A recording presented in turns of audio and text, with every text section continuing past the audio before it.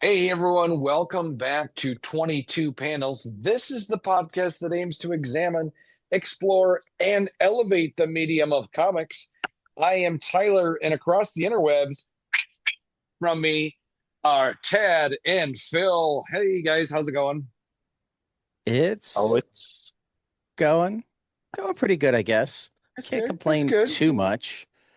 Um, I'm gonna give a quick plug to anybody in the Minneapolis area, and I am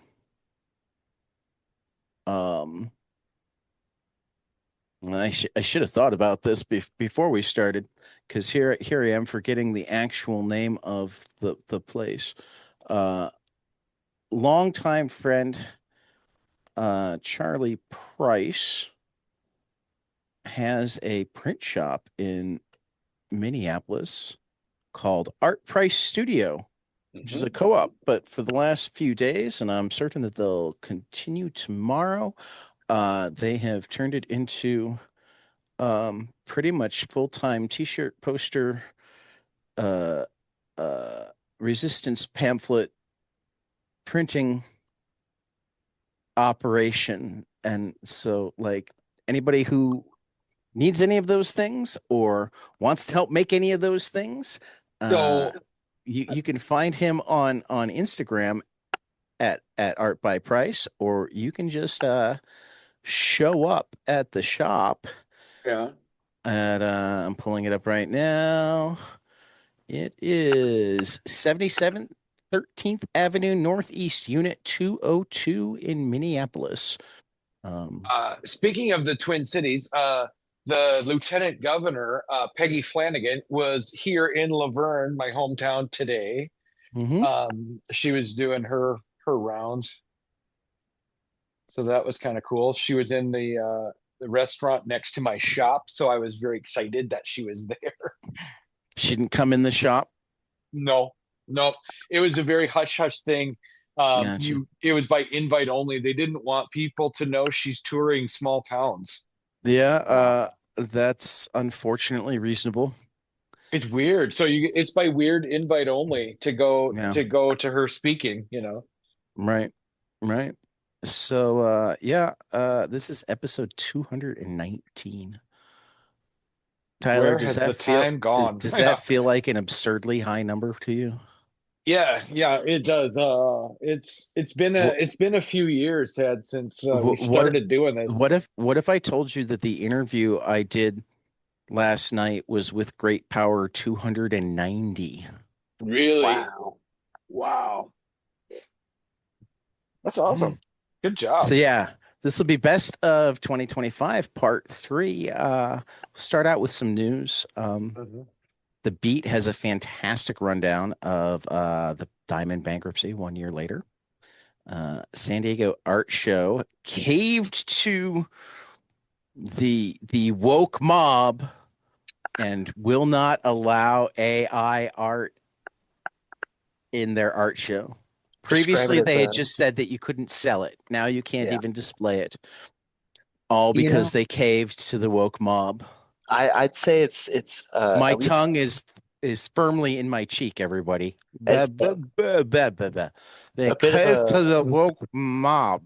I was gonna What? call it a snooze mob because anyway, uh it was the fastest turnaround. I think I saw the story earlier in the day and then they It had was it reversed was it within was three fast enough hours. that both stories were in the Beats morning email the next day. Wow. Yeah. Um, and apparently, see, here's the thing. I was imagining that it was Artist Alley, but it's their art show, which is apparently Yeah. a separate thing. It's much harder to enforce on Artist Alley, and yes, Mm, I would prefer that they do, but I think that it's more likely that Artist Alley and that sort of thing really winds up being more you'll make yourself an industry pariah. I would hope so. I would hope that I people mean, don't do that sort honestly, of thing. if I had if I was somebody who even thought that doing AI art was a thing to do, Yeah. and I wanted to do, to sell it at a con, Right. I would buy a booth.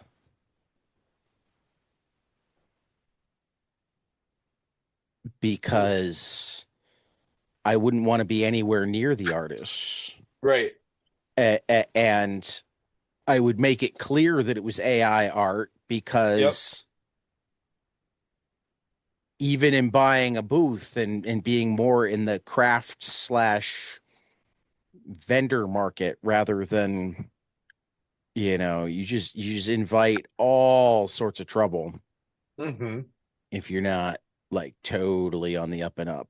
And I say this understanding that like half the time when artists have been outed for using AI in recent memory, it's turned out it's things like when Adobe renamed some of their tools as AI tools. The Mm-hmm. lasso tool's been around forever. Just because it's sometimes called an AI lasso or whatever, like, you know what I mean? Mm-hmm. Yeah, I mean, Um, I've noticed that too in my Adobe stuff that like, things have changed. right. Um, Like all AI is not equal. Like generative AI, bad and generally yes. noticeably bad. Yeah. Using Six a fingers kind of bad. using a quote unquote AI tool that's really just software that's good at finding the edges of things. Yeah. That's kind of different. Yeah, we've been using the lasso tool and now they've changed the name since the 90s. I mean, that's Right. ridiculous. So, Right. And I don't have the energy to track down but like, it's why, particularly when I hear people get upset about AI usage in big comic stuff, it's like if you're not showing me something like crystal clear, yeah.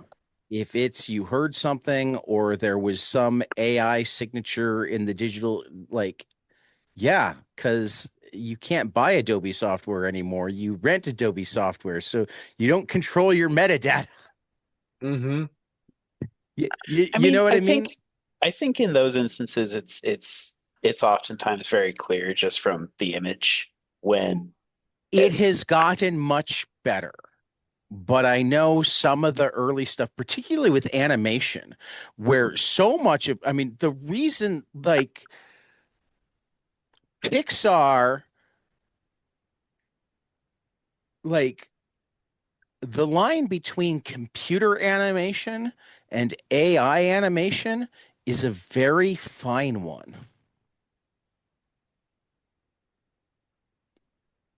You know, Mm-hmm. uh, Pixar exists and can put out movies faster, and so many companies exist and can put out things faster because they made it so, okay, we can create a 3D model and then manipulate it rather than having to create each frame over and over again. And then we get even better at it. And rather than having to manipulate it by hand, we can give it a run command, Mm-hmm. whatnot. And like, so at what point does it become AI? Again, obviously when it's plagiaristic generative AI, but like I remember there was some Netflix movie that everybody was upset that like one of the, and I don't remember which one. So like, and I'll drop this in a second because I've already put more energy into it than I actually truly care.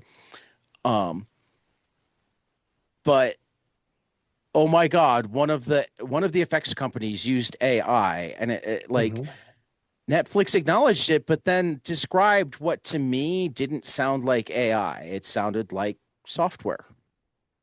Yes, I agree. Like the idea of what AI is very broad, right? So, It's very, I mean, and I'm all the more frustrated because like I work in education and everybody and their uncle's trying to sell AI into education and like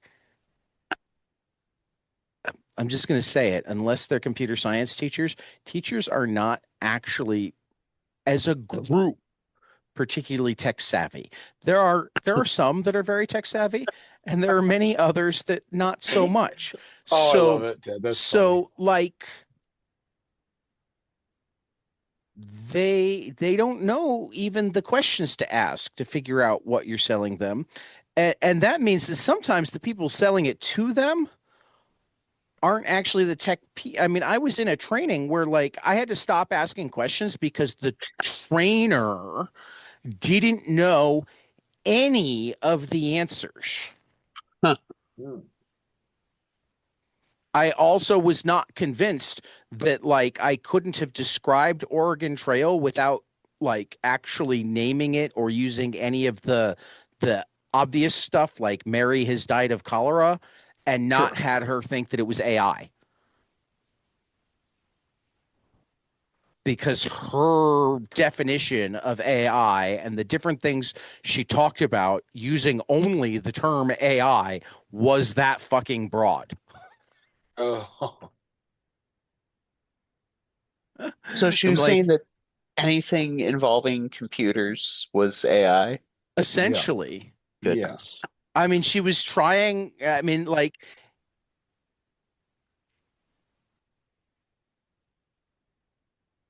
she was trying to appear that she was saying other than that. I'm not certain that she understood that she was trying to appear that she was trying not to say other than that. Hmm. Does that make sense? I mean, Tyler probably understands better than I do, or you do, Phil, because he's probably been in more education trainings for tech, and you probably have had most of your tech trainings as tech trainings for tech people, so they know that if they're not up on the tech side, they're fucked. Yeah, Yeah. it's For pretty. for the education here, we've had to have trainings on how to log into such and such program, Yeah, right? Goodness. Yeah. yeah. Oh That's yes, we sometimes a 40-minute training. Wow. yes. Yes, it's no lie, Phil. Like Yeah, I mean, Tad, I've been on the it side of that when I was at Tad, the library, but yes, goodness. Tad is not exaggerating when he says teachers are not tech savvy as a whole. Or at Oh, least there are just enough of them, and the older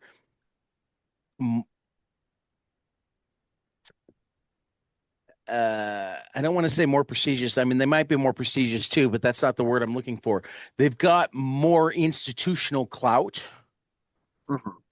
So like if they walk out of the training not understanding it, then like all hell will break loose about it being a bad training. Whereas if 80% of the people are bored out of their mind for 50 of the 55 minutes of the training, but it took 55 minutes for the three people Ah, to learn this thing, that's I okay. see. Goodness. All right. That is the most public school situation that I've Yes, heard about in a while. yes, it's Yeah, absolutely true too. we're gonna. I love most things in public schools. Continuing education can be an interesting one. Yeah. True. Yep. Continuing education can be an interesting one. So, anyway, what kind of week has it been? Well, Uh, guys, let me tell you, in Minnesota here, I don't know if you guys have heard, but things have started to pop off. we Now, we had Ryan Carey on last week, Tyler. I mean, uh, you didn't show up, but like well, here, a lot has Ryan changed since Ryan Ryan lives in Kelly that was on. neighborhood. Yeah, but a lot has changed since then. It is like it is ground zero in just 3 hours from my doorstep. Yeah. It's insane, you guys. Yeah. It's crazy. I was on a friend of mine today had us switch to an encrypted Zoom rather Wow. than texting because it's relatively well known that all communications in the Minneapolis area are being monitored and Wow. they're kicking down doors of agitators. Oh Goodness. yes, it is full on Gestapo, you guys. And I am the listeners out there that are not from this area or don't watch news, it's absolutely real. Like the streets are being overrun by ICE, and Trump's now trying to bring in the full military.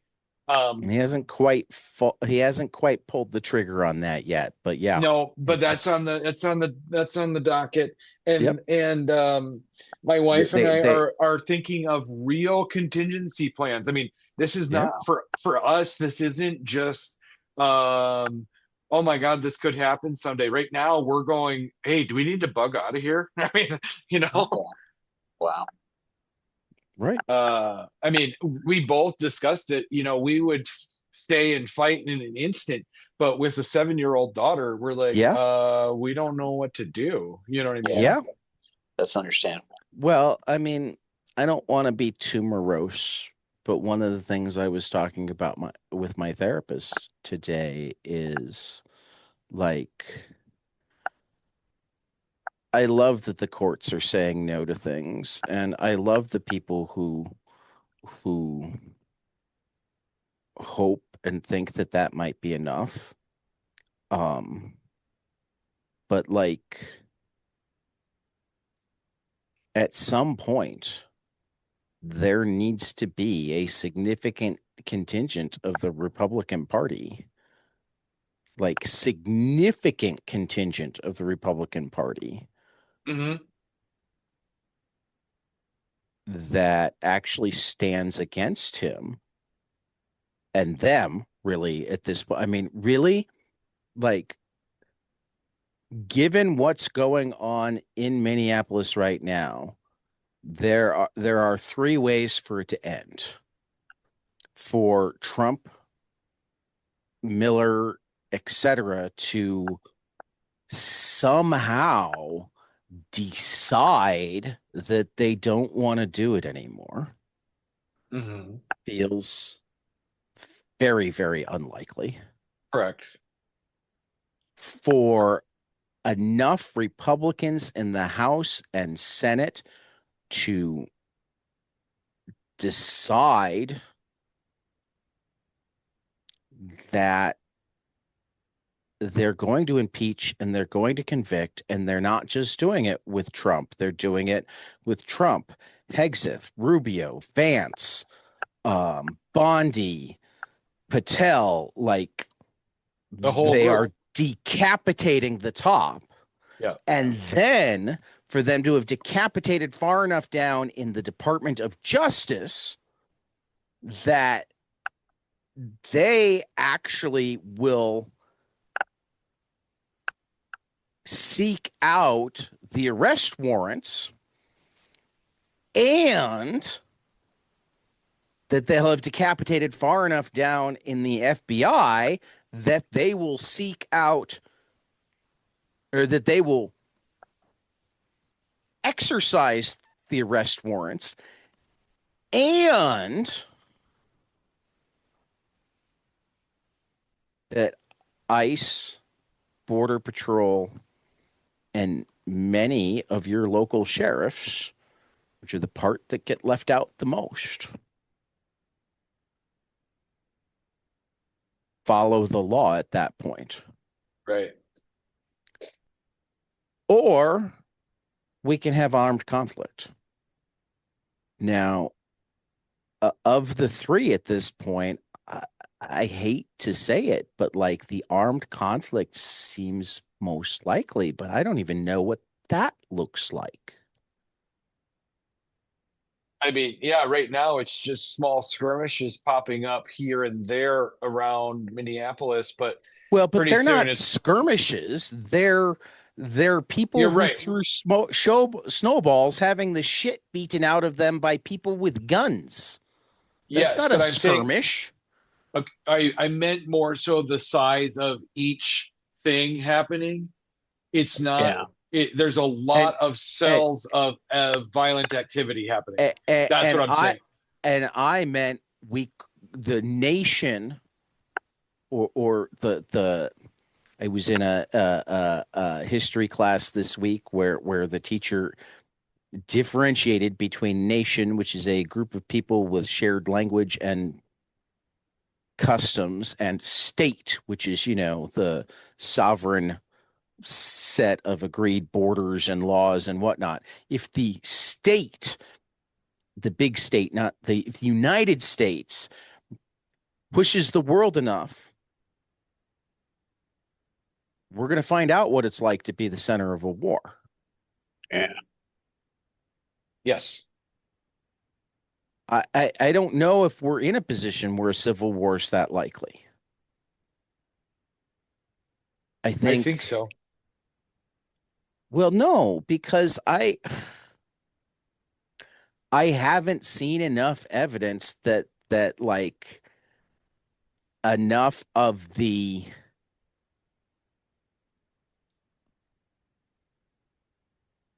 actual military would side against the government or even against ICE, etc. And that none of the mercenaries are siding against, Blackwater's not siding against the government, etc. Correct. And,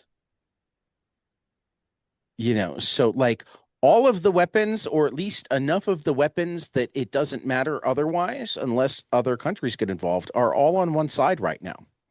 Mm-hmm. This is the type of thing that keeps me up at night. Yeah. Oh, yeah. I do want to emphasize to any of our younger listeners, or even just to Tyler and Phil, who I didn't want to like ruin your evening and give you gloom and doom. I both have great hope that we will get through to the other side and be a better nation for it. And while I can't envision what that miracle will look like, I believe in miracles, if not necessarily the directly divinely created ones. I am certain that there are options that I can't imagine, that I have not imagined, that could still see us through to the other side without massive bloodshed. And I both pray and have great hope that one of them is what we see. But I don't blame the people who are scared shitless right now. Yeah, exactly.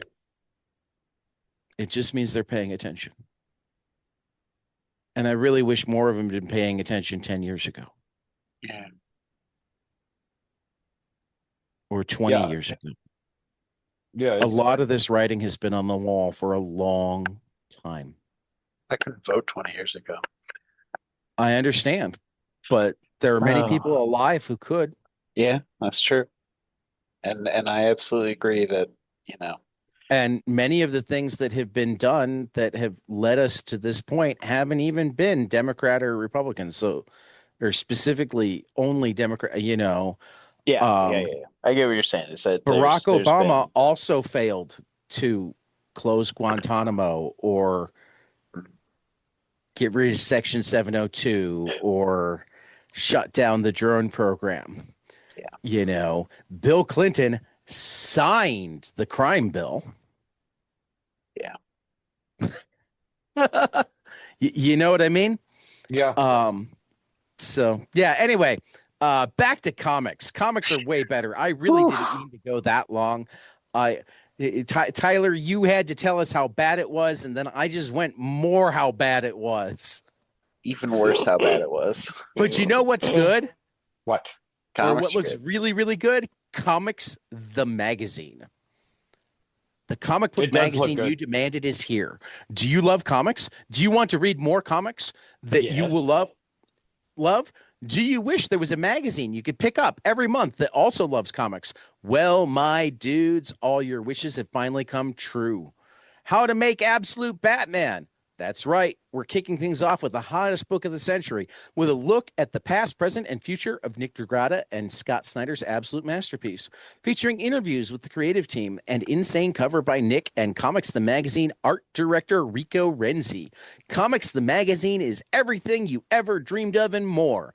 Want to find out about the next big thing before the internet even knows? Want to discover the secrets behind the big comics you love and the indie darlings you have yet to read? How about the interviews with people who make the work that excites you?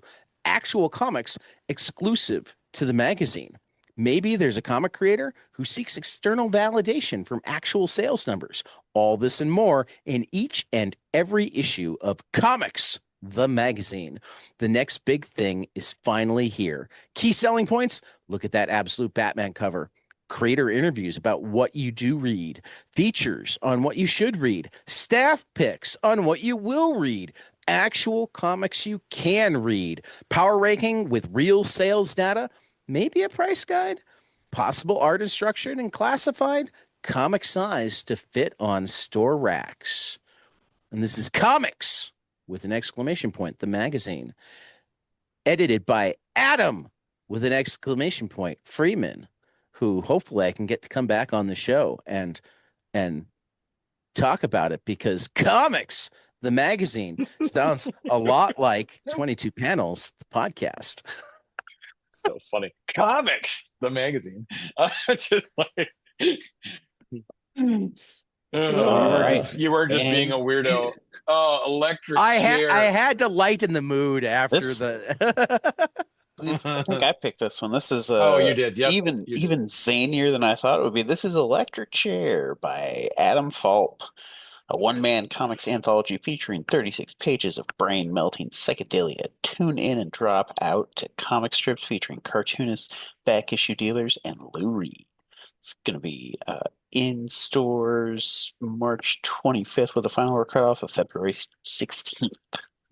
I should have mentioned Comics the Magazine. Comics! Comics! Final order cutoff of February 2nd, in stores on March 4th.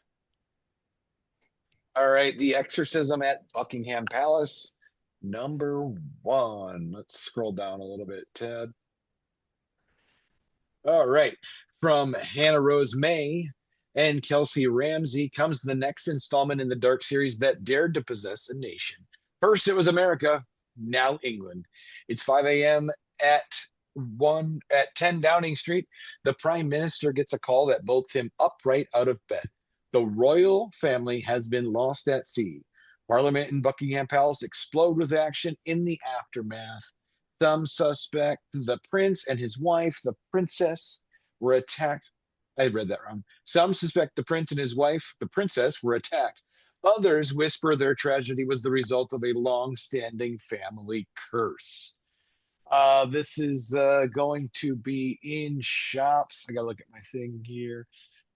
Final order cutoff is February. Yeah, final order cutoff February 2nd. Be in shops March 11th. Again, this is Kelsey Ramsey and Hannah Rose May from IDW.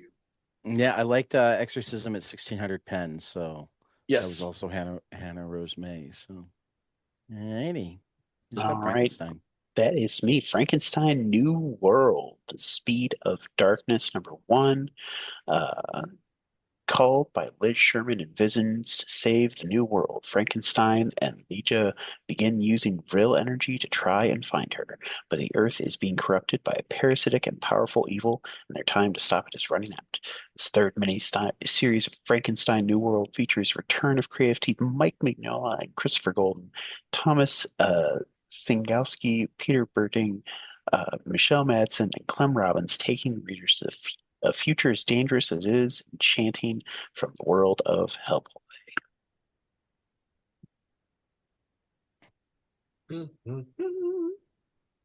A Quiet Place, Storm Warning #1 from Phil Hester. Let's see here. The world ended in a hush. The creatures came for the cities first. But in Pearl, Iowa, a tiny town on the Mississippi, the mayor and townsfolk believe that's someone else's problem. Cut off from the chaos of the coast, they think they can ride out the storm. But Fire Chief Lonnie Fry knows better. The creatures that hunt by sound are coming west, and unless the people of Pearl take drastic action, silence won't save them. It'll bury them. Like I said, Ryan Kelly and Phil Hester from IDW will be final order cutoff of February 2nd in Star Wars March 11th. All righty, time for some. Oh, wait a minute. I forgot to pull up my last. I thought I hadn't read enough things. I don't recall you did. And this one's cool looking. Rafael Garcia, Henchman, #1 from Peter Murrieta, David Schrader, and Ben Herrera. What if life in a supervillain organization was less like James Bond movie and more like working at Walmart corporate? Rafael Garcia, Henchman, brings the old familiar tropes of a dark workplace comedy by way of brand new cinematic superhero universe. Yeah. The Office with the slacker absurdity of Stripes. If the general in charge was more like Lex Luthor. In final order cutoff is February 23rd, in stores March 18th. Some graphic novels. That is The Court Charade from Flore Vesco. Art by Kiris. How do you say that? Kiris Scott from Abrams. From the New York Times bestselling illustrators of Beauty and Beautiful Darkness comes a fleet, tongue-in-cheek adult fairy tale graphic novel where love is found in the least likely places and nothing is quite what it seems. This light-hearted, sharply witted adult fairy tale is a delightful and quirky take on toxic workplaces with a dash of Puss in Boots, style antics, and a little romance thrown in for good measure. Serene is a poor but plucky daughter of a sickly nobleman who must make her way in the royal court to avoid being married off once her father dies. Although she is illiterate and owns only one dress, she manages to charm her way into the fickle queen's good graces. But the royal court is not a kind place for a country bumpkin. Silly, sweet, Serene must smarten up if she wants to survive the queen's fits of pique, the court lady's gossip, and the royal advisor's evil schemes. With nothing but her wits and the help of the friendly, handsome torturer's apprentice, can she find a way to save her job, save the kingdom, and find true love along the way? Or will she be forced to play the fool? Final order cutoff is February 9th on this book. It'll be in stores March 25th. My birthday. From Abrams, yep. Creased comics from Brad Neely. Hungry bridge trolls, limousine werewolves, and other absurd characters populate these delightfully irreverent gag cartoons from the golden days of webcomics. Didn't know I was ever going to read that sentence. The golden days. I was just going, wait, there are golden days already? Wow. What are we in the silver age right now of webcomics? Beginning at the dawn of the new millennium. The animator Brad Neely materialized as one of the funnier voices on the internet. YouTube hits like the foul-mouthed George Washington, his demented audiobook retelling of Harry Potter and Wizard People, Dear Readers, and the alarmingly prescient Adult Swim TV show China, Illinois, starring the voices of both Greta Gerwig and Hulk Hogan, all reveal how Neely captured a kind of freewheeling online spirit that is fading fast. So this is gathered for the first time along with his reflections upon his work. Creased Comics is a portal into a truly individual creative mind and a snapshot of some of the best days for webcomics. This is from New York Review Comics and in stores on March 31st with a final order cutoff of February 16th.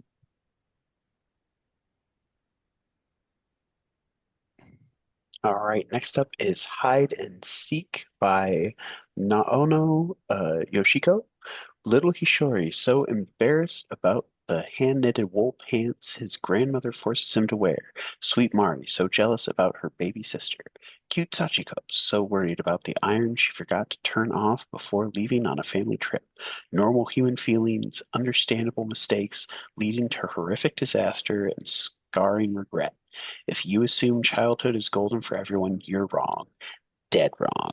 From the back pages of otherwise bright and sunny shoujo magazines comes Hide and Seek, a collection of 12 tales of trauma by Naono Yoshiko from the early 1970s, with an essay by the author narrating her unique career in manga and the stories behind her emotionally indelible comics. Hide and Seek is the seventh volume of Smudge, a line of vintage horror, occult, and dark fantasy manga curated and translated by award-winning historian Ryan Holmberg, published by Living the Line. That's going to have final order cutoff of February 23rd, in stores March 25th. From is it Uncivilized? Well, it's Living the Line. It's from Living the Line. It will be distributed through Uncivilized because Gotcha. Living the Line is very tied up in the diamond hoo-ha. Yikes. And Uncivilized is Hey, helping Ted. out. Can I ask you to go on to yours next? I got to use the restroom really quick. Well, fine. All We'll right. come back to Last Call to Leave Earth when Tyler's done peeing. Yes, I got to pee. Can you hear me? He hasn't learned to bring a urinal with him to Unlike some members of this podcast. Well, I mean, it's just because your wife doesn't let you back into the house. Gets cold out there. So before we talk about the Last Call to Leave Earth, we'll talk about The Outsider, a secret history of comics unearthed within this moving biography of legendary comic artist Bernard Krigstein. Comics in the 1950s is a nowhere medium for journeymen and artistically frustrated illustrators. Certainly, that's what Bernie Krigstein, a comics artist and out-of-step painter, slumming in the sleazy comics industry to make ends meet, thinks. What starts as an escape attempt from a rut of cranking out comics takes successive leaps into tales of labor, organizing, and fighting tenaciously to realize the artistic potential of the medium. The Outsider is both a bird's eye view of the comic book industry in the 1950s and an intimate portrait of one of its most militant artists, Joseph D'Esposito. Explores the Jewish roots of comics and its lineage of Black women and other unsung heroes, such as Matt Baker, a Black pioneer of the graphic novel. In the political hotbed of post-war America, the personal and the political weave vertiginously, culminating in Master Race, written by Al Feldstein and elevated into one of the few serious early comics works by Krigstein's formal innovations. All right, I'm back. Just wanted to let you know I'm back. I saw that. And then the beating heart of Krigstein's journey is his wife, Natalie, a multifaceted character who grapples with competing roles as steadfast partner, postpartum mother, ambitious writer. Other friends and foils include Stan Lee, Harvey Kurtzman, and Robert Kanigher. The Outsider is a story about dedication, frustration, ambition, anger, integrity, the 1950s comic book industry, all told in vivid strokes of melancholic blue. This is FOC of February 9th and in stores on April 21st. All right, now we're going to go back to Last Call to Leave Earth from Cassio. I'm going to mispronounce this, but Rivero from Mad Cave. Rita, Carlos, and Lucas were merely friends until a pivotal moment changed everything. They photographed what many in the small town of Cambinho de Anta believed to be an alien.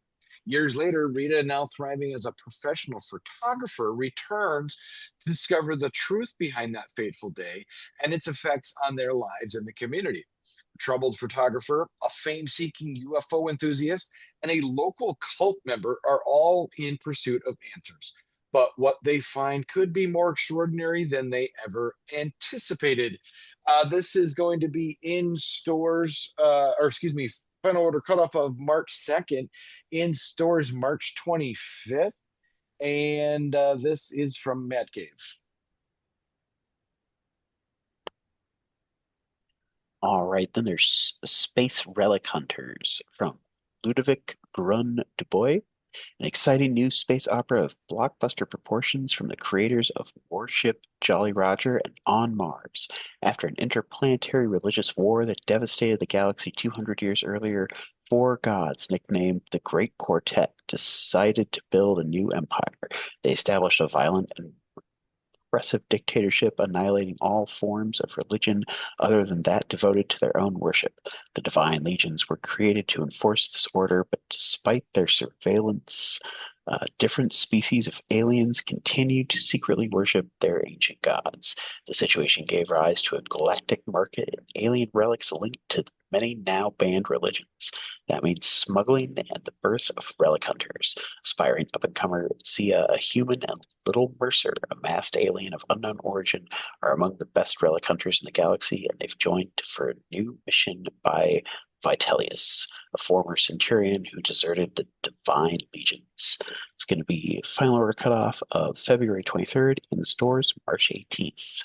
From Oni? Yep, from Oni Press. Mm-hmm.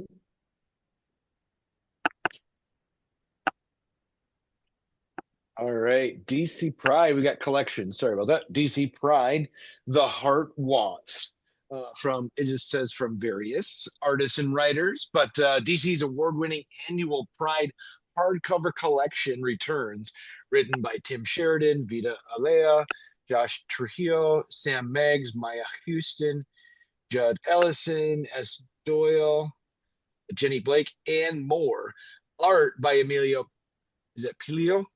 Skylar Partridge, A.L. Kaplan, Mark Sarin, Vincent Cecil, and more. When a 100-year-old queer speakeasy turned bar turned restaurant and community space in Gotham announces that soon will be closing its doors, the generations of patrons come to pay their respects, including Alan Scott, the Green Lantern. After all, this is the place where he and his first love, Johnny Ladd, long ago carved their names into the basement wall before it all went to hell. And a love lost is never a love forgotten. But they weren't the only ones to put their names in the wall over the years. And suddenly, queer heroes, villains, and civilians alike from across the DCU. The Question, Midnighter, and Apollo, Harley Quinn, Green Lantern, Joe Mulling, Bunker, Connor Hawk, and Blue Snowman among them, did find themselves spirited away to strange alternate dimensions that seemed to provide everything they could possibly want, but at what cost? In this oversized story of interweaving narratives, the vanished will need to come together and look into the very depths of the Star Heart. Is that what it says? Star Heart itself, if they hope to escape that which ensnares them in this triumphant and timely story of community amid chaos. I'm going to stop reading. My voice is going out on that one. This is going to be final order cutoff of March 2nd and in shops May 26th. All righty. Oh, that was the first of the collections, wasn't it? We're already nearing the end of the collections. Cool. The Last Voyage of Sinbad from Richard Corbin and Jan Sternad. If you want to know all about this, go listen to some of our old heavy metal book clubs because it was collected in heavy metal. So we've talked about it. A drunken Sinbad runs afoul of an evil djinn, launching him into an epic adventure where, alongside a mysterious and sensuous woman, he battles monsters and the living dead to salvage his immortal soul. It's Sinbad's final and greatest voyage. This is final order cutoff February 23rd, in stores May 26th.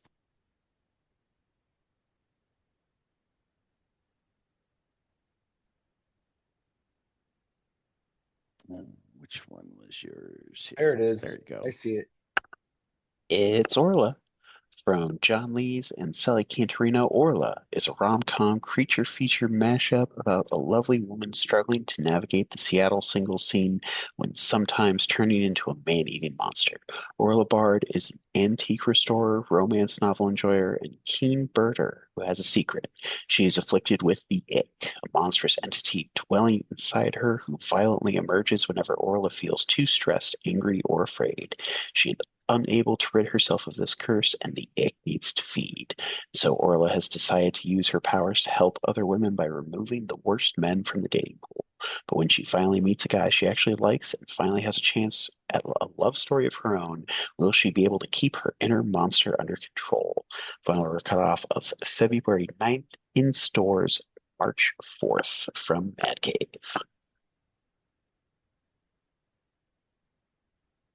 Righty. Dun, dun. So, final order cutoff on Monday, January 26th. We have Animan by Anouk Ricard, drawn and quarterly, in stores March 18th. The College Try from Olivia Quartaro Briggs and Roberta Ingranata from Maverick Mad Cave, in stores February 18th. The Damnation of Charlie Woodward from Christina Blanche, Chris Carr. Chi at SourcePoint Press. I forgot to put in which day it's in stores.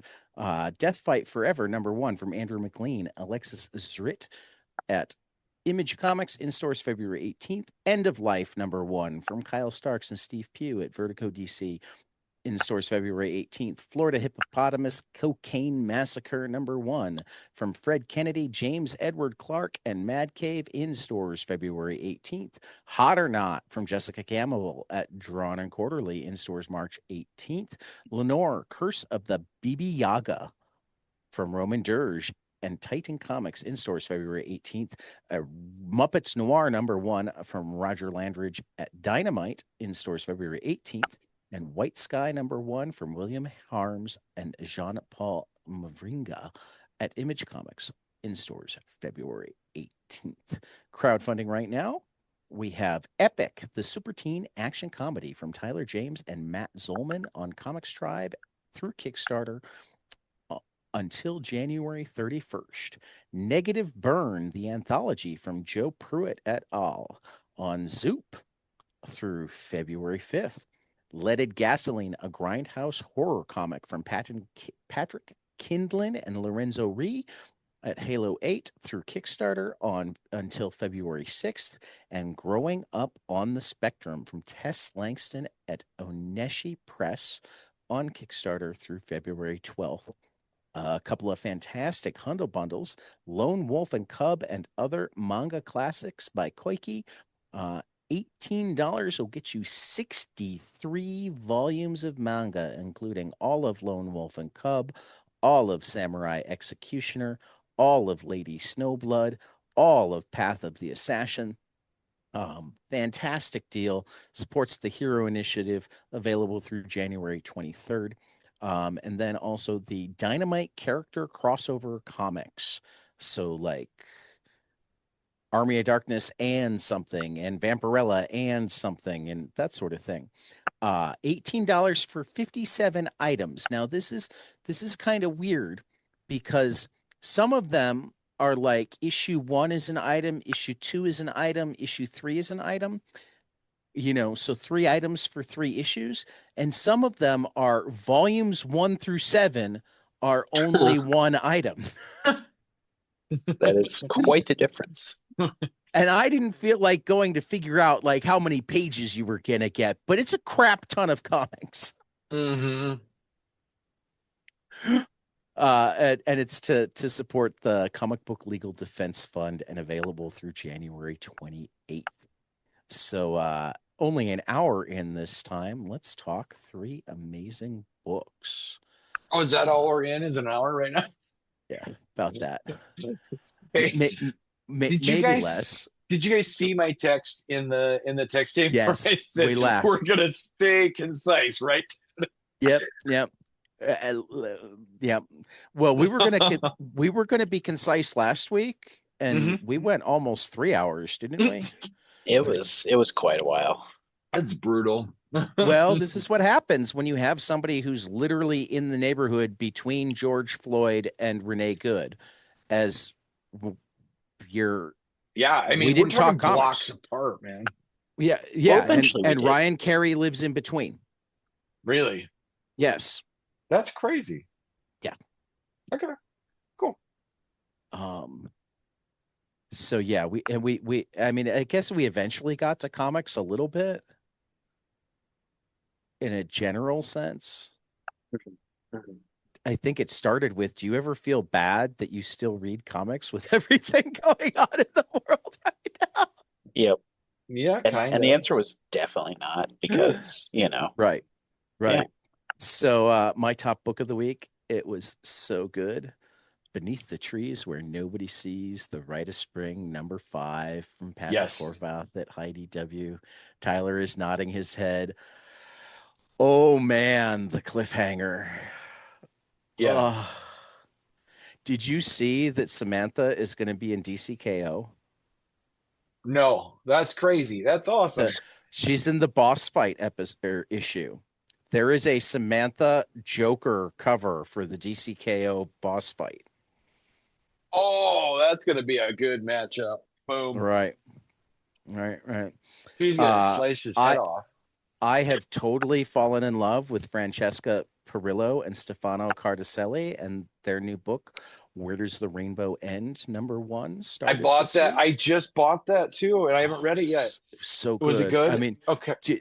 you probably remember, what was it? The robot love story was Yeah. the first one that got released U.S. side that I just like. I read on a whim and went, "Holy shit, this is good." Yeah.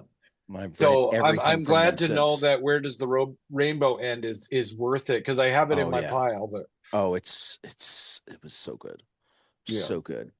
As was Babs, The Black Road South, #1 from Garth Ennis and Jason Burrows at Ahoy, which had Babs and her partner um karaoke rapping for like 5 pages, among other things.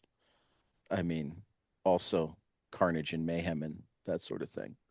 Um, but yeah, it was fucking awesome. So Phil, take a walk.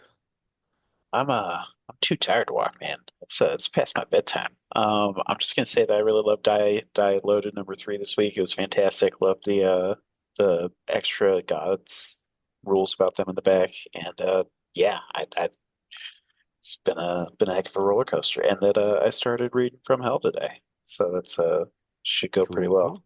have you not read it before? No, this is the first time. Yeah, Okay. you got to Okay. remind me the other thing that I have to read, and I It's may or may not find the time to reread it From Hell yeah. again, because Uh it's not a short read. no, it's not. Certainly. Yeah, I'll have to go with you on that. Yeah, yeah. So Tyler, have you read any One Piece this week? No, but I watched the live animation or the live action, excuse me, Oh, on Netflix, and I was not as thrilled with it as the hype. well, see, I not only did not read any One Piece this week, I didn't watch any live action or any anime One Piece this week either. So Okay. All right. Well, you got I'm ahead me. because Yeah, I got you're to see ahead. how they did the live action, and it You're totally some character. ahead. Oh man, you know what? They didn't even try with Usopp's nose. That character didn't the character they used didn't have the big nose at all, which is huge for me. I think that needed to be part of his character. So I thought that was weird.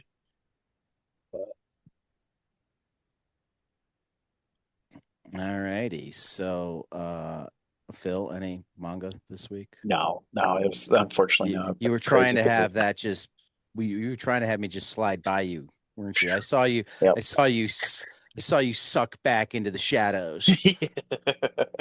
Yeah, that's why he turned his lights off. You look like you're like a godfather waiting to deliver bad news to your lieutenants. You know, hey, you guys. Who's Oh, sleeping with the fishes? Yeah, Um, that's you me. got I'm like a about to sleep with them fishes. you have a little light on your forehead. It's very mysterious. Mhm. All right. After taking a week off to vent and find ourselves, even though this week has only been, I'm going to say 3% better than last week, and Three. Oh, that only because there has been enough resistance countering the insanity to make me feel like, hope is possible. Um, so yeah, let's get back to the best let's get of back to comics. 2025. Yeah. Let's wrap it up, starting with best graphic novel. Phil, what's your Mhm. three? My three is Hello Sunshine by Kesey Young from Little Brown Ink. This is, a thick tome Look at about. Tyler not following the rules. What what I'm reading Oh, it on my own side of the screen, because I am following yeah, actually. yeah. So, uh, No, I just noticed something. I'll give you a hard time about it in a second. I was Sorry, planning on I giving didn't him a mean hard to. time about it too. It's okay. I didn't mean to interrupt Phil.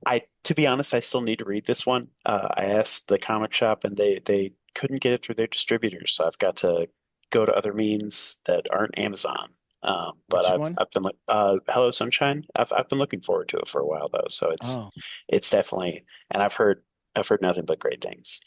So gotcha. yeah. So what am I my not third following book. along, Ted? I'm sorry. I'll give you a second. We'll get. I'll get that when we get to you. I'll say so. Um, because it will be abundantly obvious when we get to you. Um, Okay. Kid Maroon from Christopher Cantwell and Victor Santos at Vault, which I had really wanted to be my best among my best miniseries of last year, but it got pushed back and then released all as a graphic novel. So it got to be among my best graphic novels of this year. Um, this was just good on so many different levels. It was just a fun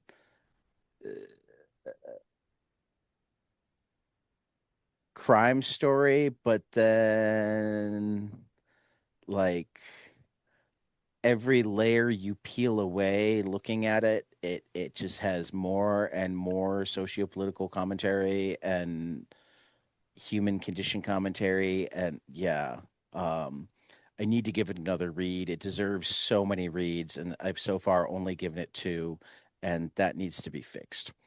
Um, yeah, Kid Maroon, Christopher Cantwell, Victor Santos at Vault Comics. So, Tyler, have you figured out what I'm going to give you a hard time about yet?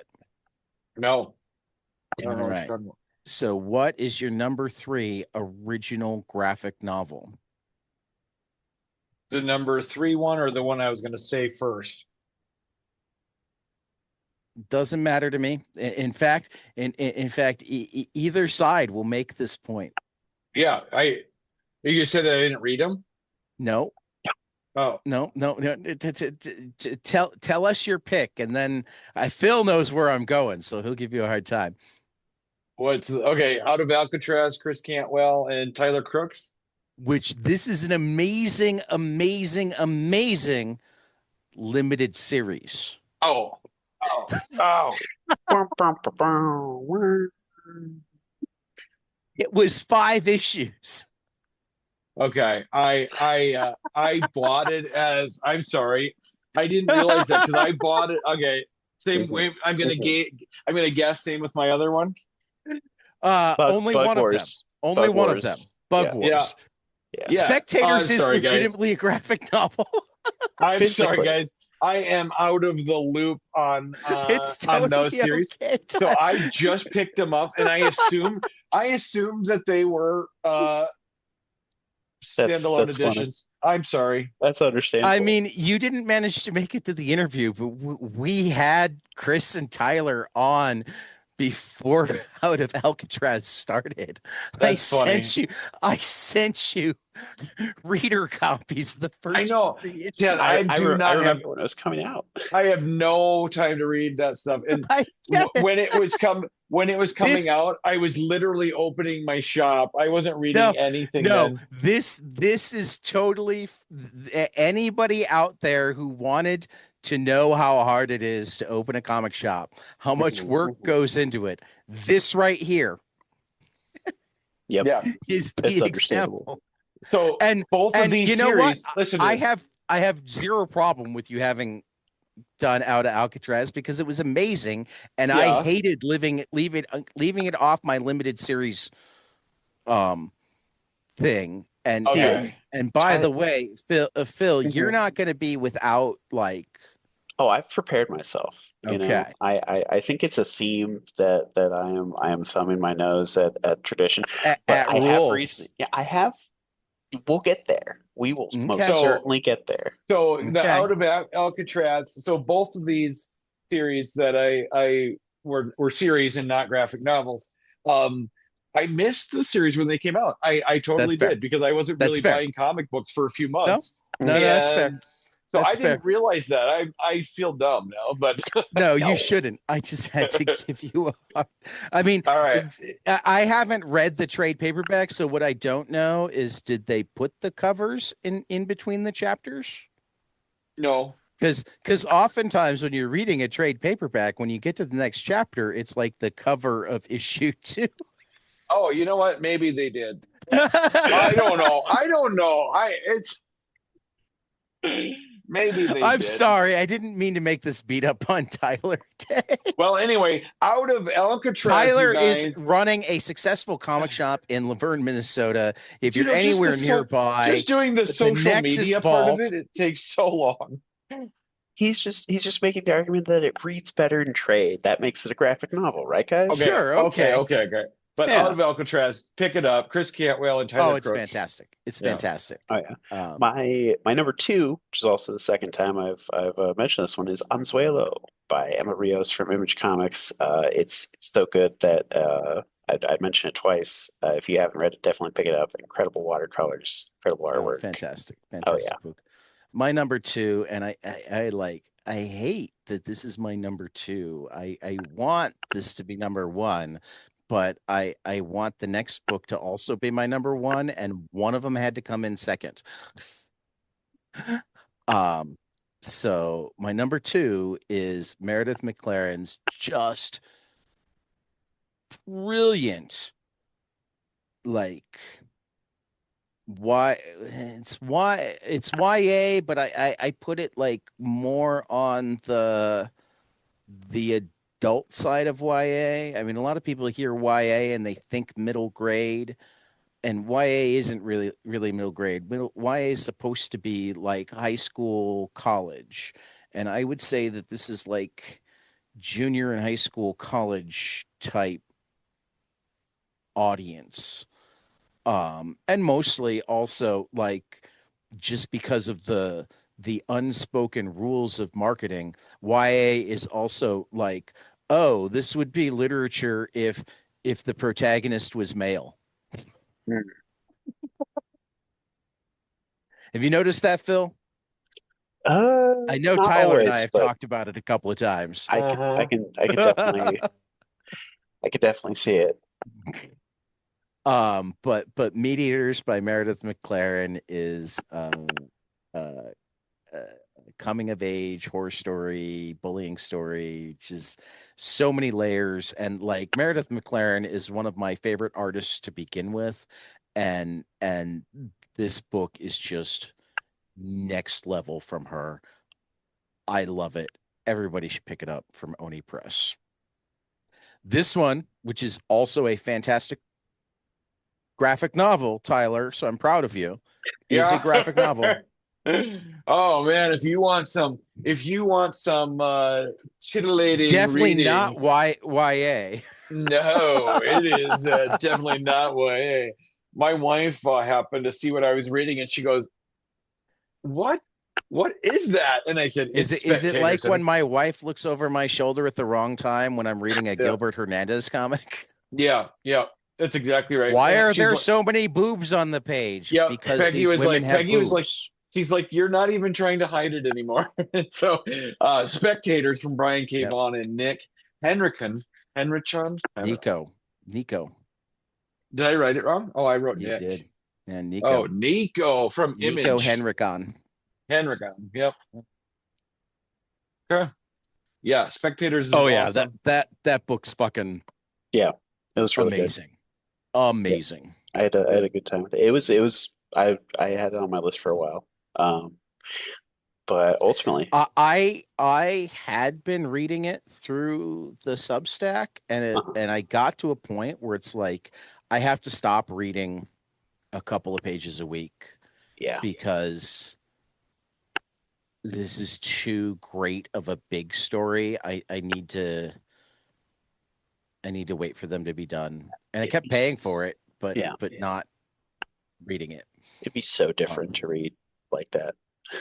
no. I can't I imagine Wouldn't it. it? did I Exactly. It'd be did like, I did read it immediately when they finished it, which was like a year before it came out to like purchase as a as an item. I mean, initially I actually because they were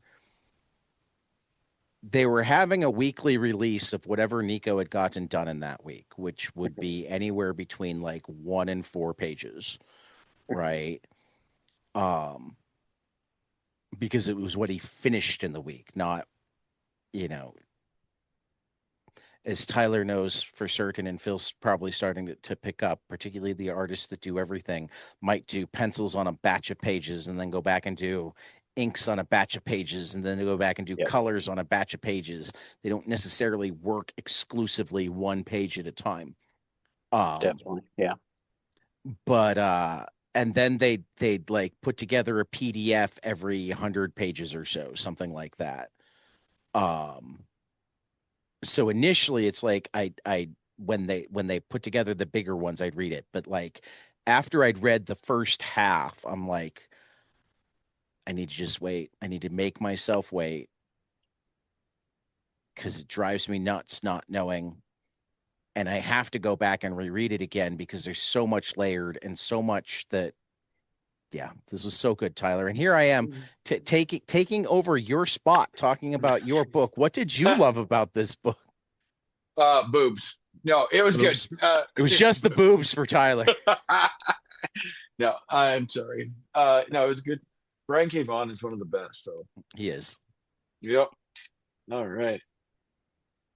Yeah, so my question to you, Tad, is have you read my number one pick? I have. You have? Oh, okay. I read it the day it came out. Really? Okay. I thought this one I slipped I by you. I had it be my book of the week on 22 panels that week. You Oh, there must we have go. failed to listen. Something like that.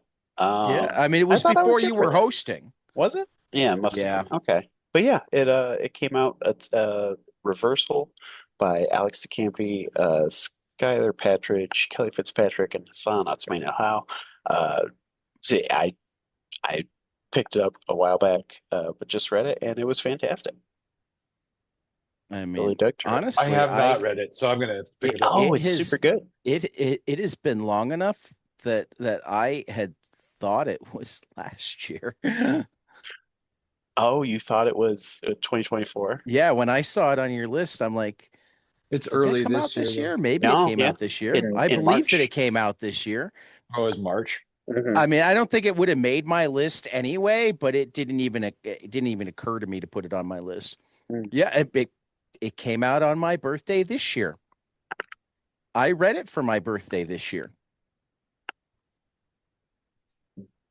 I do remember that it flew under my radar. I found out about it when I got like I have a number of um creators that I follow on Amazon, so I'll get an email if they have a new release out. So I found out that it was coming out when I got the alert that there was a new book from Alex DeCampi. I'd somehow missed it on Final Order Cutoff or in catalogs or anything like that. But yeah, no, it was an immediate purchase and immediate read because it's Alex DeCampi, and that's what I do with Alex DeCampi. Oh yeah. So I suppose it's me next. I just sillily like made my screen big so that I could see you guys better, but But the problem with that is I made it so I couldn't see my rundown. Not that I don't remember that my top book of the year is Jesse Lonergan's Drome from 23rd Street and It's First good. Circuit. Yeah. I love Jesse Lonergan, and this is I went back and checked, Tyler. This was my top graphic novel of 2023 too, when it was in its unpublished Form. Yeah. he'd finished it on his Patreon, but he hadn't sold it yet, and he hadn't like done the editing that he like when he sold it, he evened out the portions, which which meant making I think one of them longer and three of them shorter. Yeah. So he 'Cause they were combined different. some pages, he added some pages, he did some um so that's how I justified making it my favorite graphic novel of the year again. Hey, you make And the rules. You get and to and and and that made it even harder for me to put it as the number one book in front of Meat Eaters. Oh, funny. Because I knew that it'd been my top graphic novel of the year before. Oh, funny. But it's that good. It It's is that good. I couldn't help it. Yeah. So All right, my graphic novel slash not graphic novel. Not a graphic novel at all. In fact, it is Bug Wars from Jason Aaron and Mahmoud Asrar from Image. It was cool. I like Yeah, I was interested in that one. size stories. Like Honey, I Shrunk the Kids when I was a kid was one of my favorite Same. movies. Yeah. And just the idea of, being this tiny and experiencing our normal world, but from that height has always fascinated me. So anyway. all right. Now moving on, and I think Phil knows when I'm going to give him a hard time, but we're still a little bit away from it. Just it's coming up. It's coming up. It is. It is. The first example of it is coming up. The first I example. might let you get away with No, you won't. I mean, what they're all terrible is certainly a limited series. It's a miniseries. it is. So best limited series, your three pick is Yeah. They're All Terrible. They're all which is terrible. so freaking good. And like a bold choice, but one I support that you're doing it even though it's not done yet. Yeah. I'm excited to see the end of it. There's an issue coming out, It is. next week. And that's the thing is that that speaks to. I haven't read a ton of miniseries this year, but that one is certainly memorable and worthwhile. Ramon Villalobos killing it on the art, colors by Tamara Bonvillain, and a script by some guy named Matt Kent. That's from Bad Idea, but yeah, it's been a heck of a good time. So my number 3 book is Groupies from Helen Milan and Tula Lote, a Comixology. Milan, just think of a trippier, what's the word I'm looking for?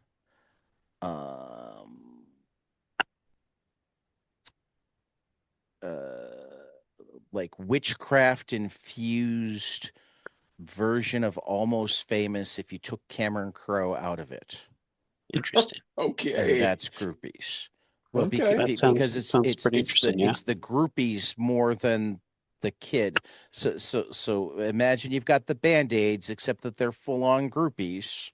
Yep. And they're the center, but that we also have a supernatural's the word I was looking for, but we have a dark supernatural element as well.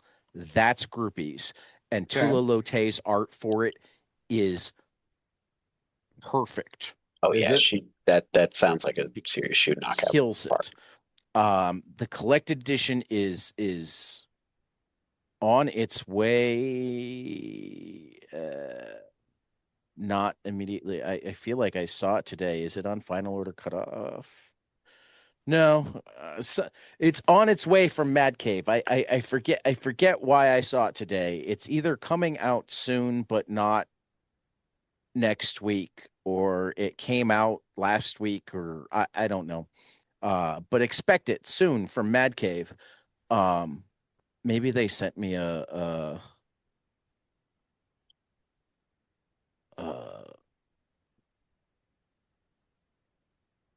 I think I got sent in advance. That's what happened. So I could Cool. check my email to find out when it's coming out. Yeah. um, but it's so good. I loved talking to Helen Milan. I'm gonna need to talk to her again now that it's over. I'd love to manage to get Tula Lote involved in that sort of thing. So yeah, Cool. Tyler, Well, I went Skinbreaker. That's another one that's not done yet, but Robert is Kirkman it and Dave. It's half. is it Uh, limited? Because I yeah, hadn't paid enough attention. Okay, yeah. It's right now we have half of it. And he's doing it in two chunks, and so okay, Skinbreaker from Robert Kirkman and David Finch from Image Comics. I believe it's going to be 8. Right now, there's 4 issues out, and I've heard this is half of it. So, okay, okay. yep, That would definitely qualify as a limited then. yeah. Phil, you're number two. My number 2 is The Voice Said Kill by Cy Spurrier, Vanessa Del Rey, John Starr, Hassan Otsmane El Hal from Image Comics. Um, that one is limited. It's 4 issues. And I think done.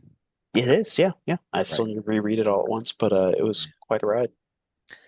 Um, I think you're going to show some wishful thinking on this going forward.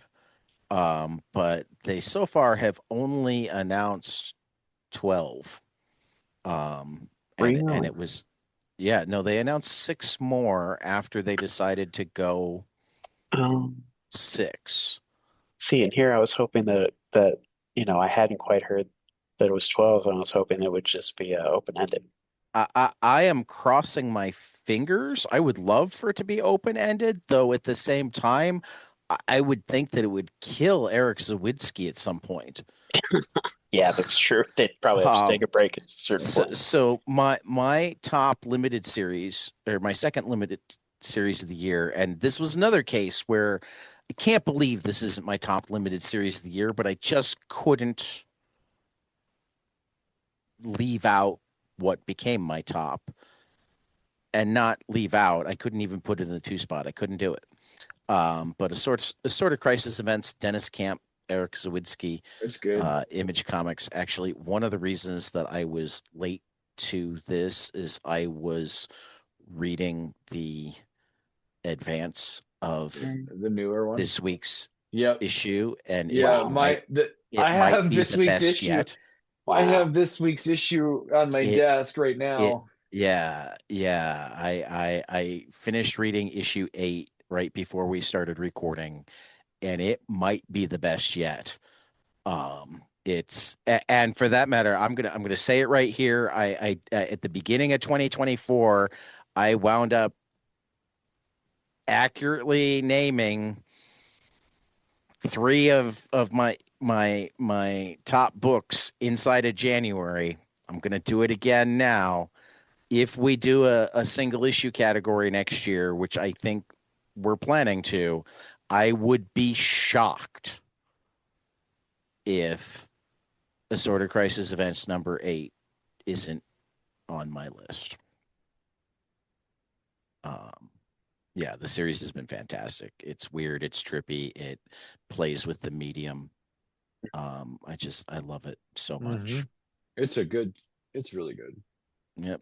All Tyler? right. So the moon is following us. Daniel Warren Johnson and Riley Rossmo from Image. You guys read this?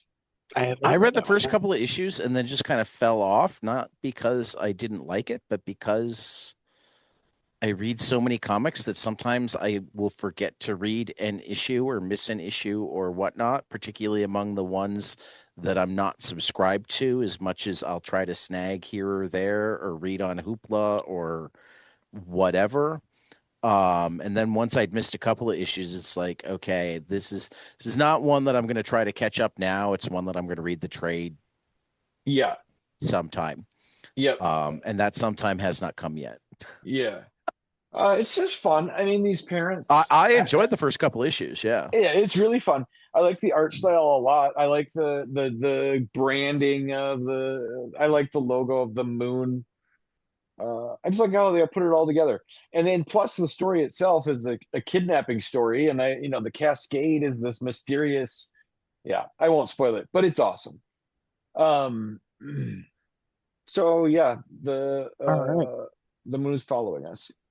And this is now where we get to the anticipation and the countdown.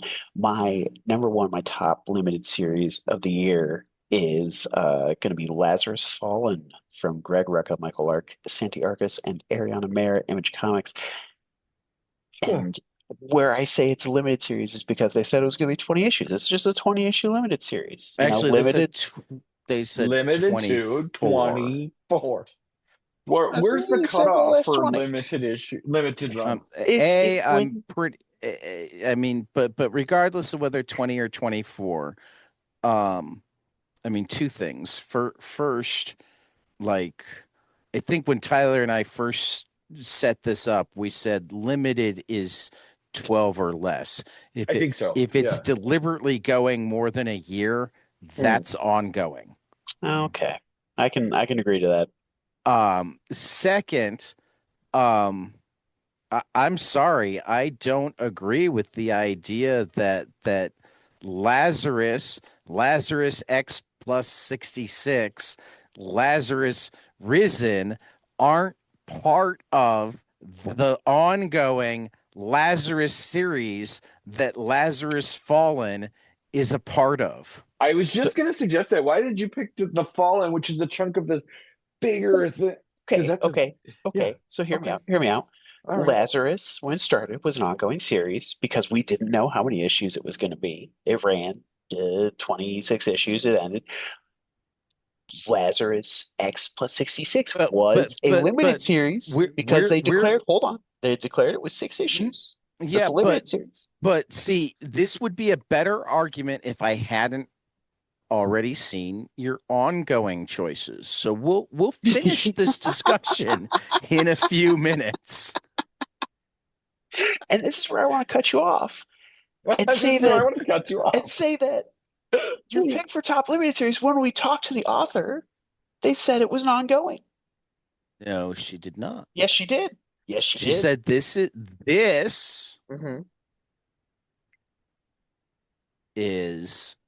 8 issues. I'm hoping that we will continue doing more in the way that we do Pretty Deadly or the way that we do Bitch Planet. Now, that means that should they manage to come back and should it be clearly continuous, I mean, because like Bitch Planet, I consider an ongoing series. Pretty Deadly, I consider a trilogy of miniseries. Yeah, I can agree with that. So we don't know what FML will be yet. My top miniseries of the year. She has recently announced that the next volume will actually be written by Fraction. What? Right. That's wild. So we don't know yet what this is. What we know is it's been a fantastic limited series. Again, if it's back on my list next year or it's back on my list the year after that, I could wind up with that new information changing how I think of it. My understanding, while not explicit, was that I imagine FML number 9 will exist after FML number 8. I don't think they're gonna renumber with different, but we'll see. We will certainly see. I mean, and I don't know either, and I can't remember if they guaranteed 8 or 9 because I believe she said 8 was the first trade. I'm checking right now. Yeah, 8 is the conclusion. The main event worthy conclusion is what the I'm in denial. I clearly the live in a magical completely promise of different world. youth faces down the sinister cynicism of today's world, and FML's main event worthy conclusion is the actual solicit text for the book coming out March 11th. For that matter, the solicit text for the book that came out January 7th in the penultimate issue of FML. I'm just gonna sink into the darkness. People can't see the smirk on Phil's, and I too hope that it becomes more ongoing. But I also, because I talked to her and was listening to her and email a little bit with her assistant, because that's the best way to talk to her when you're not actually talking to her. Kelly's a busy, busy, busy woman. Mhm. Until her kids have graduated college and live on their own,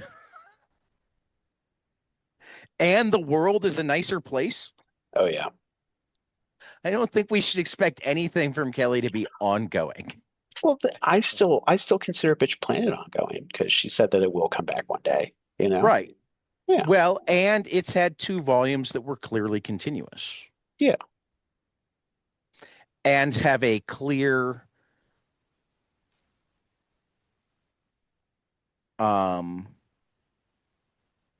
cliffhanger.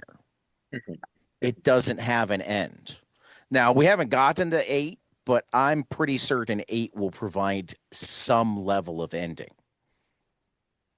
We'll see. Because I have read 7 and it felt like a penultimate issue. Mhm. Now, it won't have everybody die, which means that they will still have stories to tell. Mhm. But yeah, Tyler, your favorite and I'm behind on this, but I need to get caught up. So Exquisite Corpses, you guys, it's Oh my great. God. 12 of the richest families in the United States get together on Halloween and they each bring an assassin with them, okay? And then they set up in some random town in the United States for the night and let these assassins out into the community to hunt each other down. And then yeah, last man standing wins, and that person who brought that assassin, that rich wealthy person, wins some kind of bragging rights, I guess. I don't remember what they're playing for, but it's really really awesome. Yeah, I need to catch up, and I'm curious. I mean, aren't they playing at least a little bit for whoever wins is like officially in charge of the world? Probably. I got to go back and I read it. I feel I like read that an was issue by issue. established early. Yeah. Yeah. I'd have to I I'd don't, have to I'd have to relook at it too. But I think it's one of those it's like, okay, here are the 12 was it 12 or 13? I don't remember. 12. Yep. Here are the 12 families and we collectively rule the world, but A, we're going to never agree on everything, and B, it's an even number, so we can't really put it to a vote. And C, like, even if we could put it to a vote, there'd just be massive backstabbing, which is also the problem with having a permanent leader. So we're going to have annual leaders decided by this event. Yeah. And I mean it's just insane because there's lots of casualties uh while these assassins are going after each other. Um Well, I mean, it felt like in the part that I read that it was pretty much just agreed that this town wouldn't exist when they were done. yep. Yep, it'll be wiped off the map. Right. Right. And then they pick a new town for the next year kind of thing. Right. Um So, all right. Best ongoing series, and I've already given Phil a hard time for his top 2 here. So, good call on making your top one Mhm. ongoing, even though The writer did tell us how many issues it will be. It's just way more than 12. Wait, what's that? Hold on. No. It wasn't way more than 12. But let's stay to order. I am still living in a hopeful delusion that the FML is an ongoing series and that we'll see Well, FML number 9 come out after FML number 8 yeah, I wraps mean, up the first trade. I'd love to see it as FML number 9, but I don't care if it's like FML with a subtitle number 1 either. Sure, of course. I'm here for it. I'm loving Which it. I It's actually great. think is more likely. Yeah, we'll see. But like I'll give the I mean overall I'll give this book as much attention as we want to give it. It's just Oh fucking yeah, great. it really I mean, is. most of the reason I'm giving you a hard time is like you have at least one, to me, clearly ongoing series among your limited series. So why don't That's, you swap it with at least one of the two I mean, pretty clearly limited series that you I have will concede. on?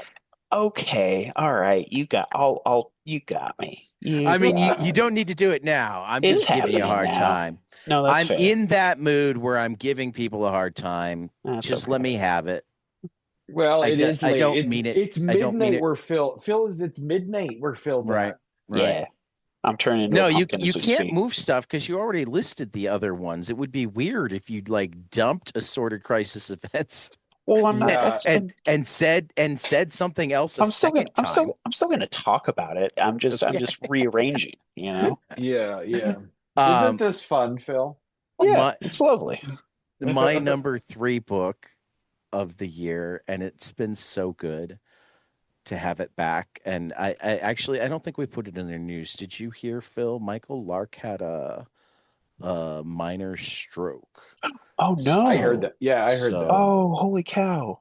I it's think physically he's okay, it's but gonna be, Oh, yeah, no, he's going to recover, yeah. whatnot, but like Greg and particularly his wife are making it clear to him that like he cannot rush to get pages of the book done. It yeah, will wait. It is yeah, okay. yeah. So we're probably going to have a little bit long. I mean, first our hearts go out to Absolutely. Michael, his family, and the entire Lazarus family. Good to hear that Um, he's gonna be okay and right. his health and sanity and all that is first and foremost, you know. But yeah, no, for me, it was this year was weird for me because as I went through all the ongoing, and there are so many good ongoing series this year, Mhm. I still wound up having to make my top 3 feel like I was in a time machine Yeah. because Lazarus could have been one of my top ongoing books almost any time in the 20 teens. It was good. And Lazarus Fallen is absolutely my number 3 top ongoing of the year. Tyler, this was 4. This was hard to leave off, Tyler. Have you read the new issue? This week's Minor 13? Arcana is Yeah. on. Nope, it's on my pile.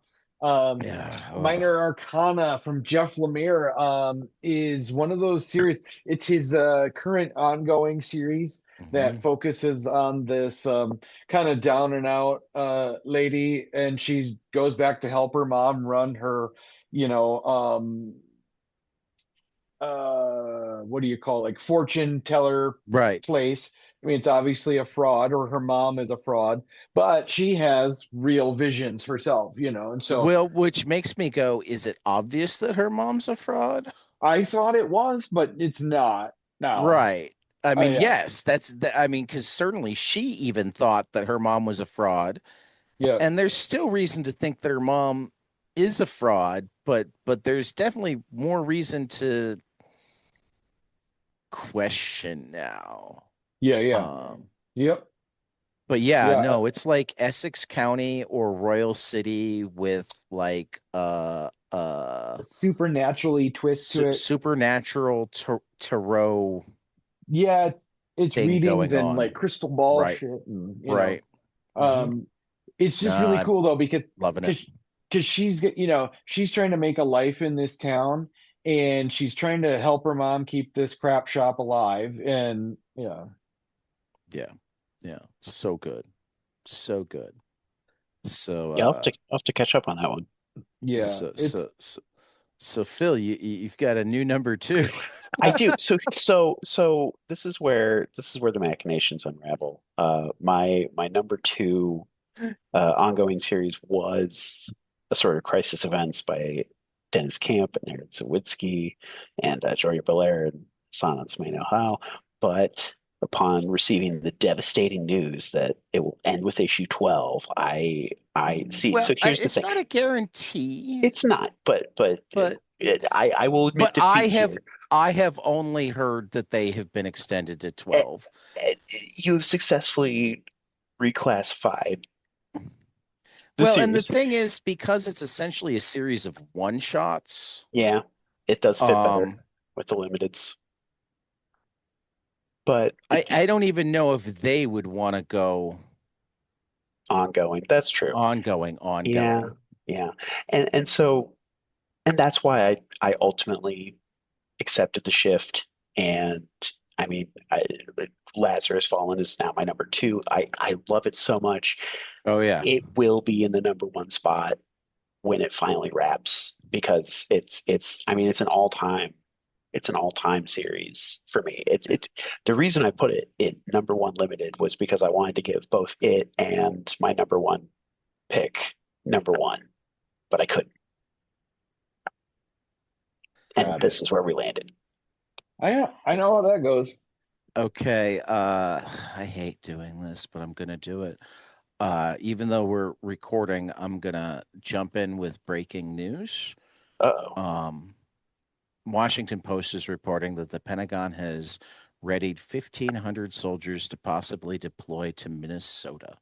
Oh no. Though no decisions have been announced, soldiers with the Army's 11th Airborne Division in Alaska have been placed at the ready following Trump's Insurrection Act threat, Jeez. according to defense officials. Interesting.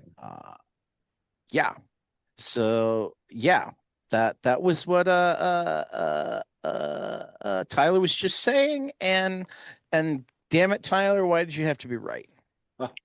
Well, I mean, everybody's on the edge waiting Oh, for I it to know. happen because this in the state, I mean, it's yeah, it's I don't know what's going to happen. We don't know. Nobody knows. I mean, I feel horrible. I mean, I'm a few hours away and I feel this nervous about it. I can't imagine what people are feeling like in the Twin Cities right now. Well, and like my kids are grown up, so I'm torn between like, thank God it's not in my backyard, and do I need to get in the car and Yeah. join the Um, resistance? yeah, if it came to your neighborhood, I definitely would, but I don't know if I would come all the way to Minnesota, for you, Right. but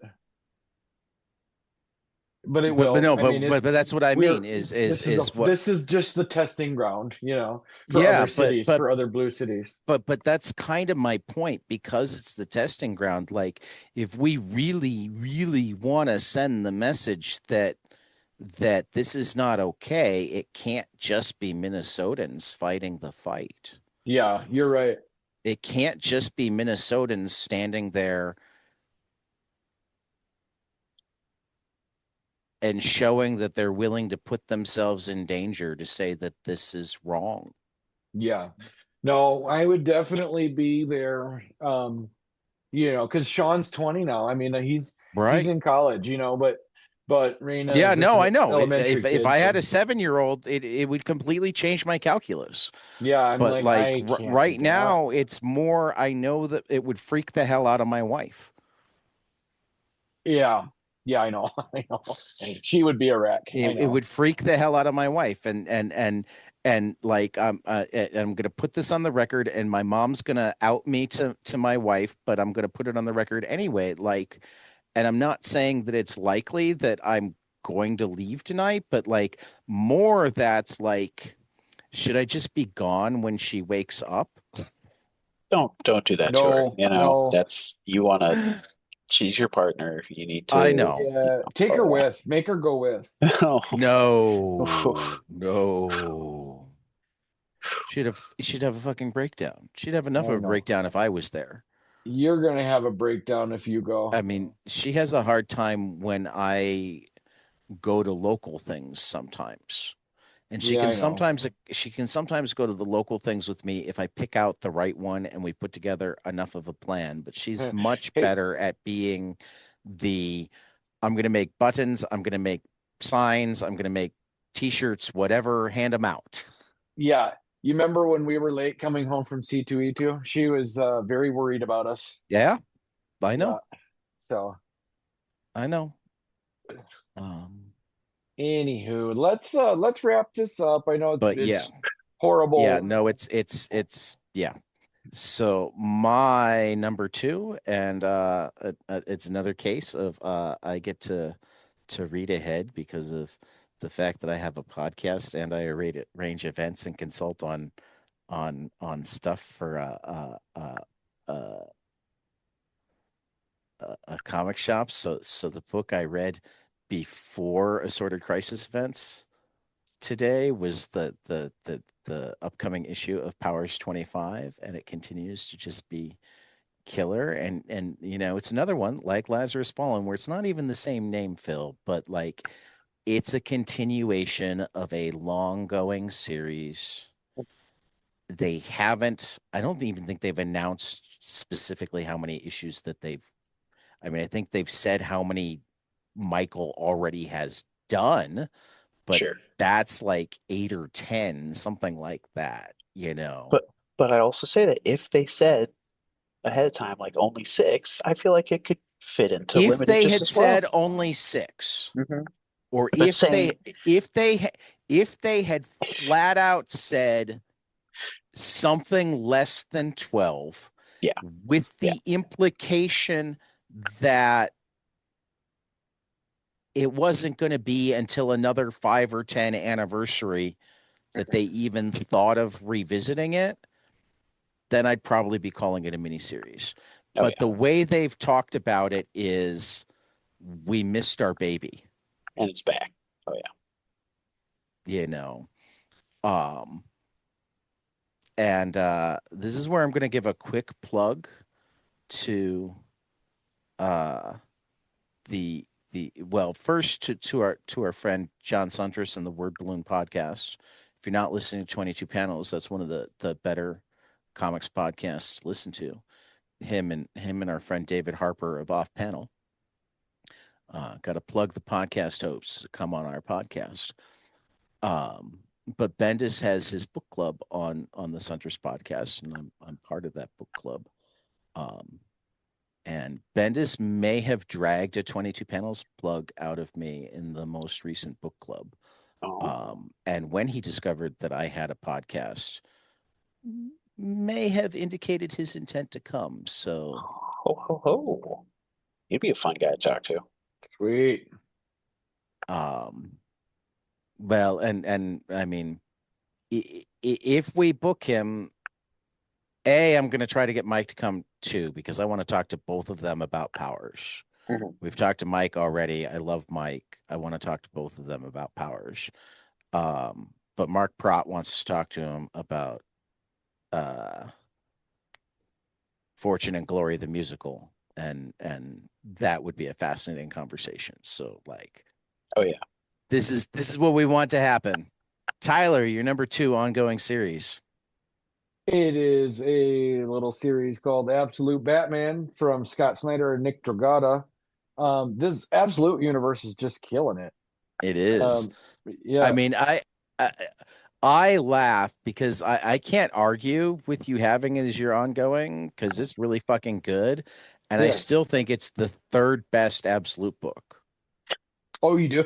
I'm not I reading a lot of do. them. I'm just reading Batman, so I don't know how good they are. I mean, you gotta read Absolute Martian Manhunter.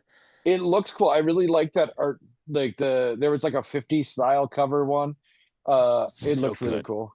Yeah. And Absolute Wonder Woman has been amazing. And I'm amazed that you're not reading Absolute Flash. I'm behind on it, but it's Jeff Lemire. That's your boy. Yep, I have them. I'm gonna read them. Collecting them, but I'm gonna read it in trade. Okay, So that's fair. I just prefer to do it that way, That's fair. but I am collecting the issues. That I would expect you to. Um, yeah. So this is where my number one series for this year is The Power Fantasy by A- Ken Gillen. And this is where I say Uh-huh. that sometimes you can know how many issues it's going to be because I'm pretty certain he told us 36. Well, so he said that, And that's still way more than 12, so it's an yeah, ongoing series. and that's it is ongoing, and it's not. Here's the thing: 36 would be the next like good ending. I'm hoping. No, he said 16 would be the next good ending, Well, but he was pretty certain that six. sales numbers were enough. Mhm. And he said 36 was the next good ending after that, and probably actually the last good ending. Hmm. See, I didn't get that. I again, The maybe I'm impression just. that I got was that, like, he wasn't ruling out the possibility that if sales were there, he could come Mhm. up with a way to make it more than 36. Mhm. But like 36 was the dream pie in the sky. If we're telling our entire story, this is how long it will be. I don't know. I mean, I'm hoping for even more than that, you know. Yeah. I'm hoping this one could go to 100. And by the way, like as we get to my top issue, top ongoing, and I just looked it up because I had to. Mhm. Um, my top ongoing series this year. You know how many issues have actually been released this year?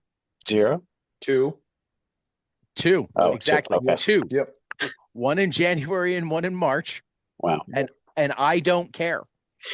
Um, because I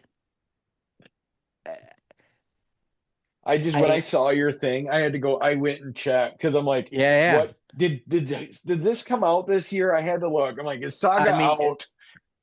there are two things I'm going to say. The first is, Mhm. um, in a year where any saga comes out, I just have a hard time imagining anything knocking it out of my top ongoing series And spot. listeners, that's been that way for years. I mean, Tad, Right, you've had Saga as right. eh, Mhm. Um, and second, well, only two issues have come out this year. We also did finally start the Saga Book Club.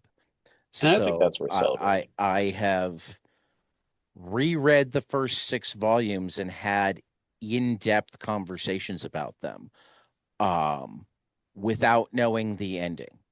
So it feels even more ongoing to me than it has strictly been in the year 2025. But it's mm. also not going away. It will Mhm. finish. And yes, it is limited. It will be 108 issues, Oh, but yeah. that's way more than 12. Yeah. But all right, my number one, and I kind of this was like a dark horse because I wasn't Yeah, this really. was another one that went away for a while and came back.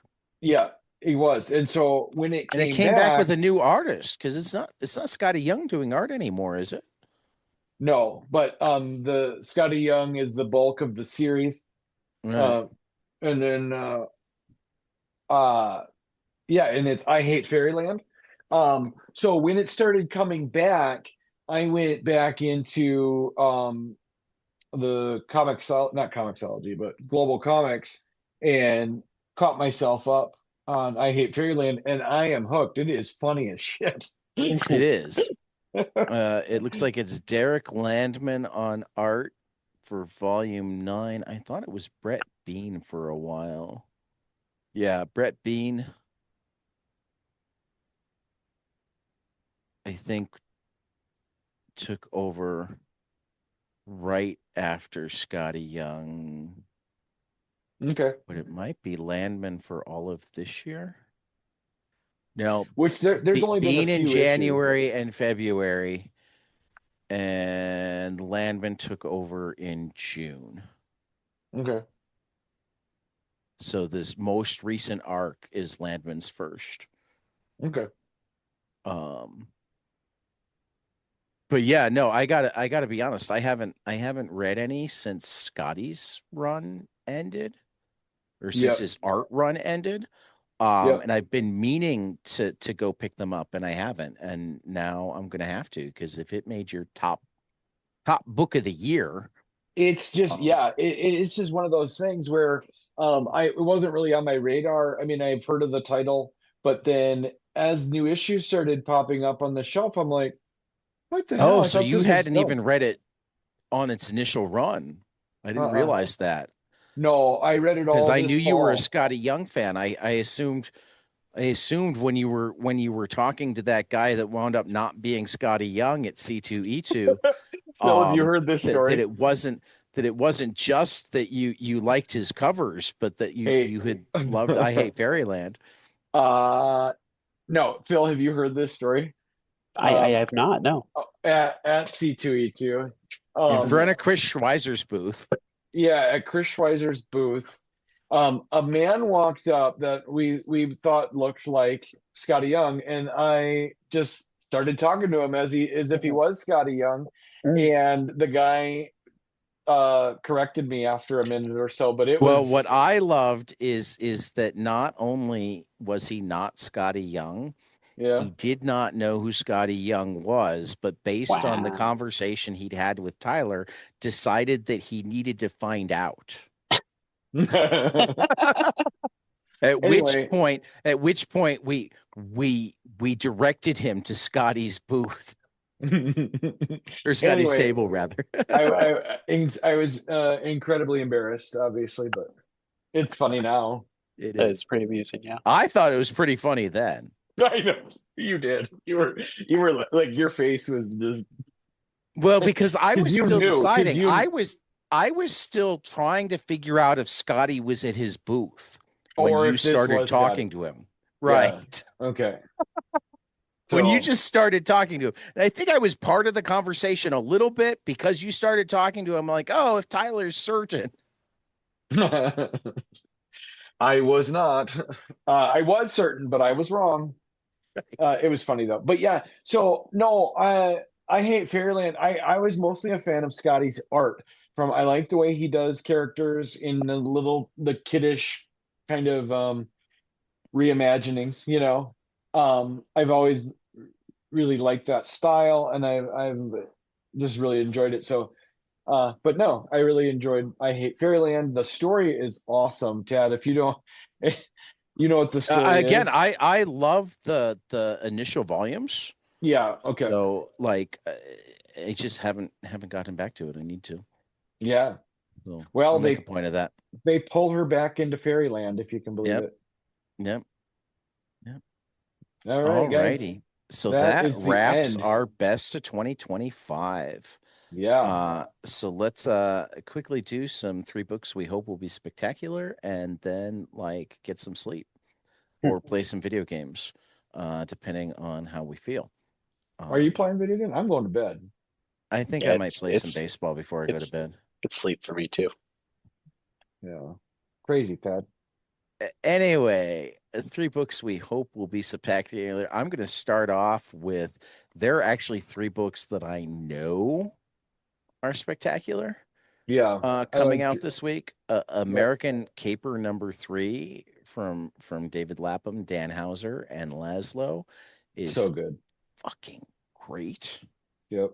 Assorted Crisis Events #8 from Dennis Camp and Eric Zawadzki. If you haven't heard enough about it from us already, here we go. And I think I stated a few minutes ago that, well, maybe an hour ago, #8 is so good that I would be shocked if it's not among my top 3 single issues of the year.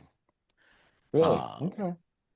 And we also just heard about Powers 25, #5, continues to kill it. Yep. But the ones that I hope will be great Miss Truesdale and the Rise of Man from Mike Mignola and Jesse Lonergan at Dark Horse. That's a Hellboy universe title. It is, and it's a Jesse Lonergan title, and you put the two of those together, and fuck, is it great? Yes. Save Now #0 and They're All Terrible #4. I like how you sneak in too. Yeah, and they still come in second rather than first, even with the two of them. Because that's how much I love Jesse Lonergan. Save Now looks really good. I had it's so good.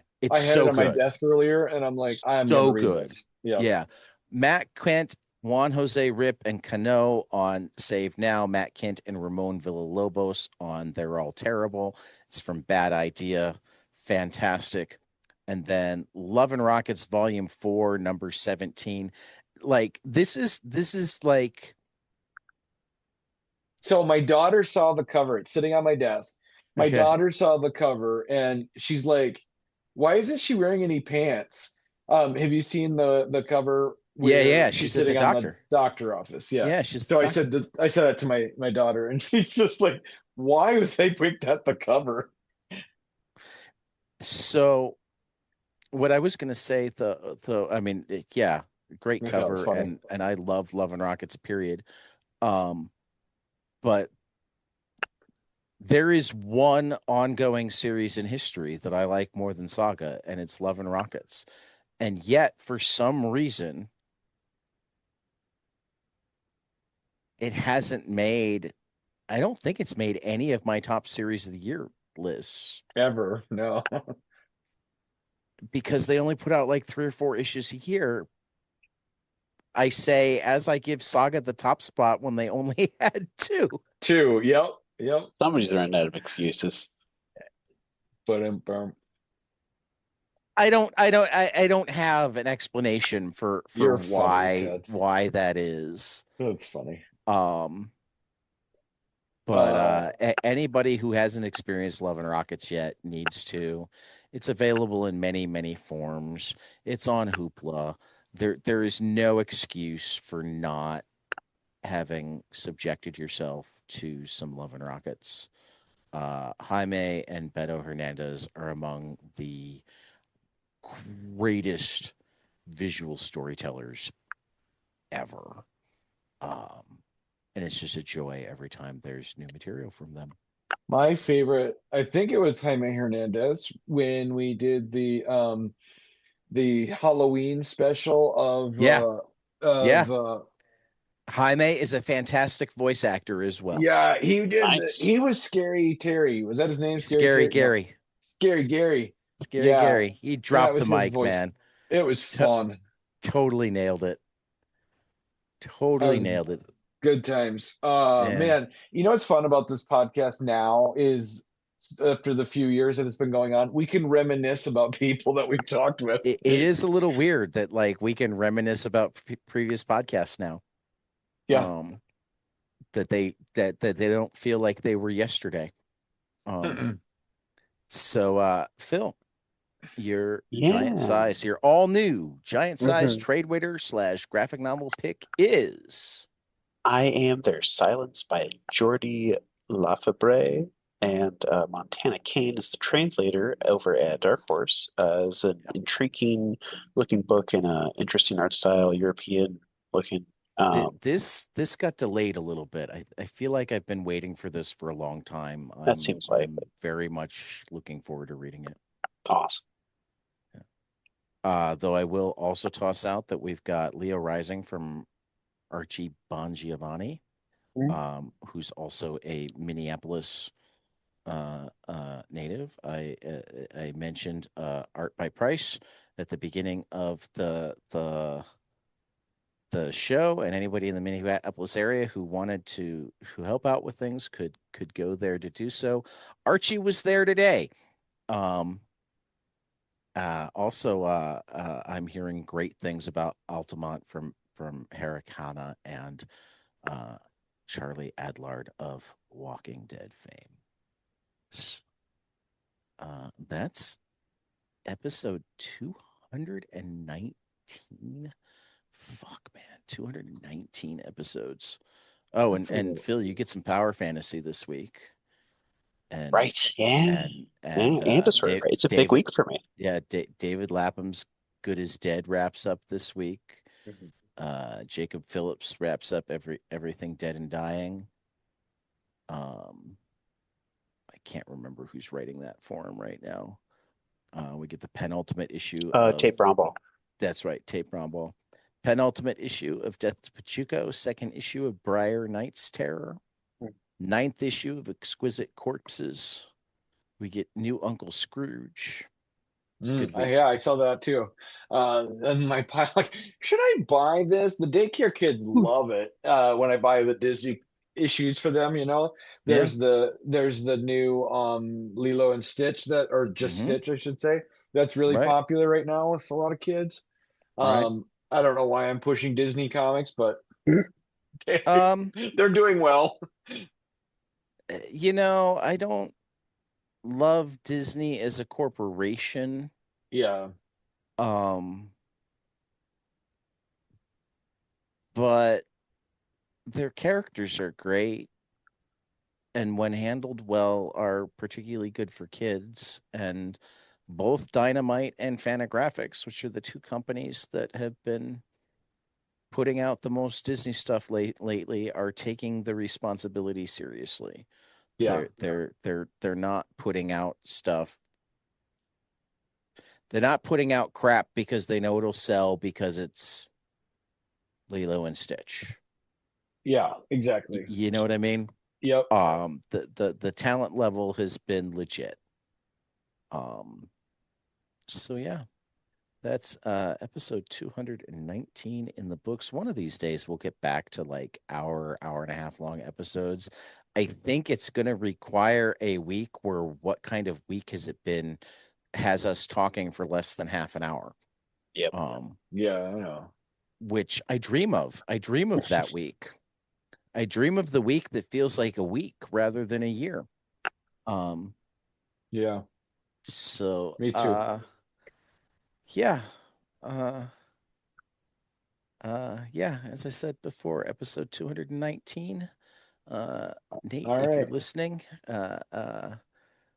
6 comes before 7, and 6 times 7 is 42, and 42 is the meaning of life, and you know, No, anyway, we'll we catch you will guys after the next page. and now the next page brought to you by The Nexus Vault, your new home for comics, cards, and collectibles in Southwest Minnesota. Located at 109 East Main Street in Laverne, the Nexus Vault is where longtime fans and new readers alike can dive into comics, trading cards, toys, and all things geek culture. Whether you're chasing key issues, building a deck, or just looking for a place that gets fandom, the Nexus Vault has you covered. You can reach the shop at 507 858 8914. You can email us at the Nexus Vault Laverne. That's the Nexus Vault, LUVERNE, at gmail.com. Or you can check us out online at thenexusvault.com. and also Modern Age Comics. Yeah. 2214 East Algonquin Road, Algonquin, Illinois, 60102. The new shop of Psycho Comicology. Come and pick up your comics, pick up your geek stuff. Just talk comics. I might be there. Who knows? Reach the store at 847-409-6295 or check out modernagereader.com. New to order this month. Initial orders are due January 22nd. New comic series. All right, we got 51, number one, from Kurt Pyers and Jacques from Mad Cave Studios. Final order cutoff is February 16th. Comes out on March 11th. Next up is Alias Red Band number 1 from Sam Humphries, Geraldo Borges, David Mack at Marvel. Final order cutoff February 2nd. In stores March 11th. Baby Garfield #1 from Grace Elix, Michael Northrup, Asia Simone, Rob Justice, and Agnes Garbowski at Boom. Final order cutoff is February 9th, in stores March 18th. Next up, Batwoman #1 from Greg Rucka, Donnie, and DC Comics. Final order cutoff will be February 16th. Expected in shops in March 11th. Then there's Comics the Magazine #1 from Various at Rana Publisher. Final order cutoff of February 2nd, in stores March 4th.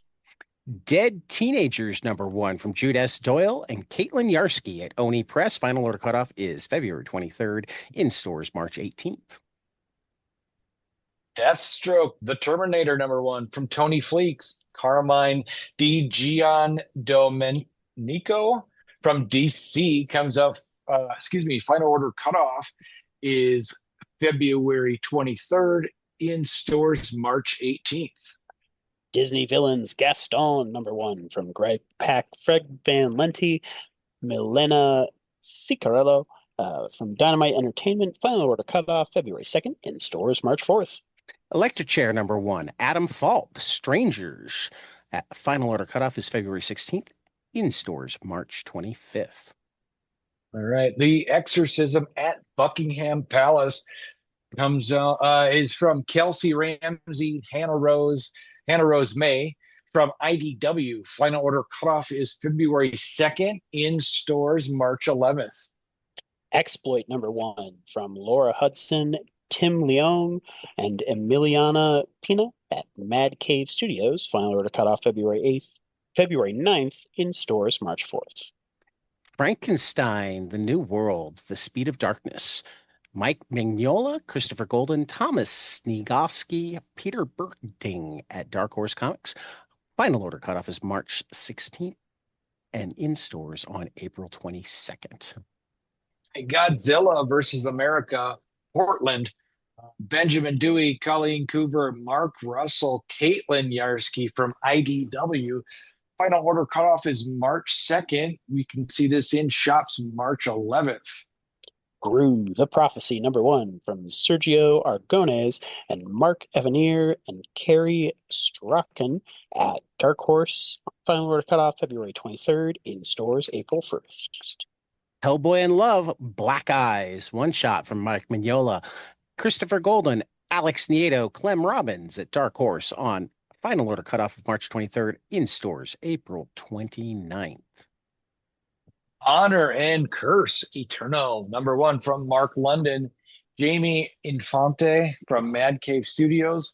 Final order cutoff March 7th, in shops March 25th. Final order cutoff March 2nd, in shops March 25th. Bobo #1 from Scotty Young and Jorge Corona at DC Comics. Final order cutoff February 23rd, in stores March 18th. Narco #1 from Doug Wagner and Daniel Hilliard, Image Comics. Final order cutoff is February 9th, in stores on March 4th. Nectar #1 from Jeremy Robinson and Anna Paola Martello and Francesco Vrancini from Vault. Final order cutoff is February 2nd, in shops March 4th. The Other Half #1 from Jim McCann, Joe Eisma, Peter Pantazis, and World Design at Ignition Press. Final order cutoff February 2nd, in stores March 11th. Pickup, one shot from Michael Coast and Philip Cunha, Ace and ACO at AWA Studios. Final order cutoff is February 16th, in stores March 18th.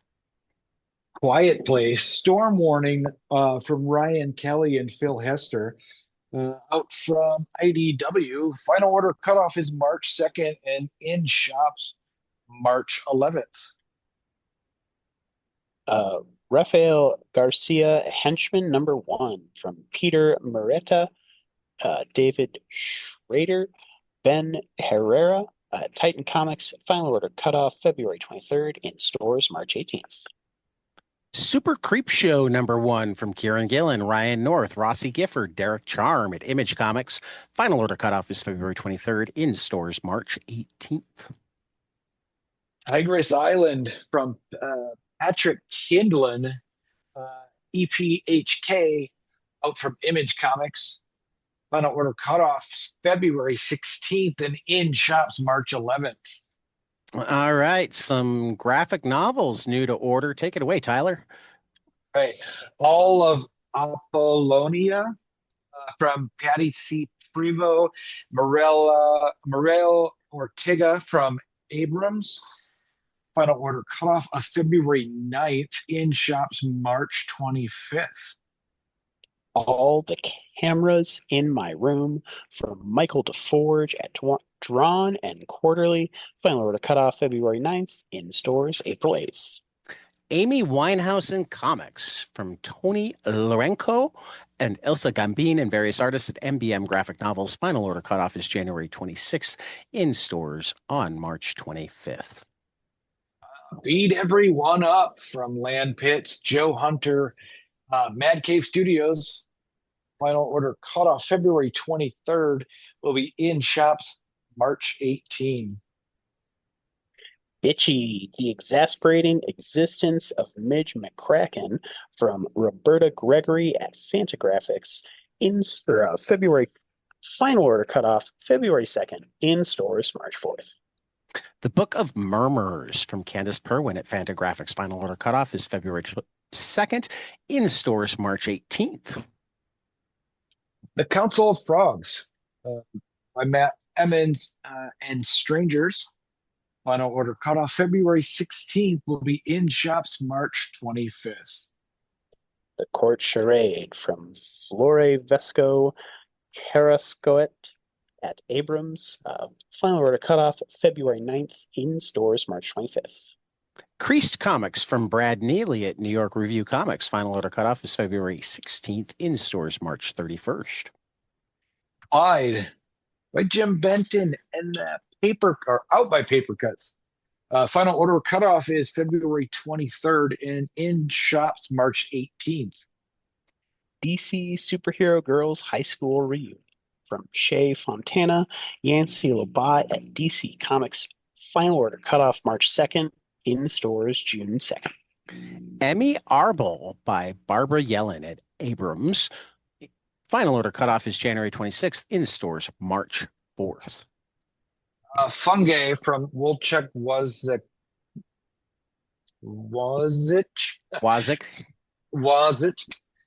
Tomas Lou Lesniak from Fantagraphics. Underground. Final order cutoff March 9th. In shops March 25th. He Rolled Me Up Like a Grilled Squid.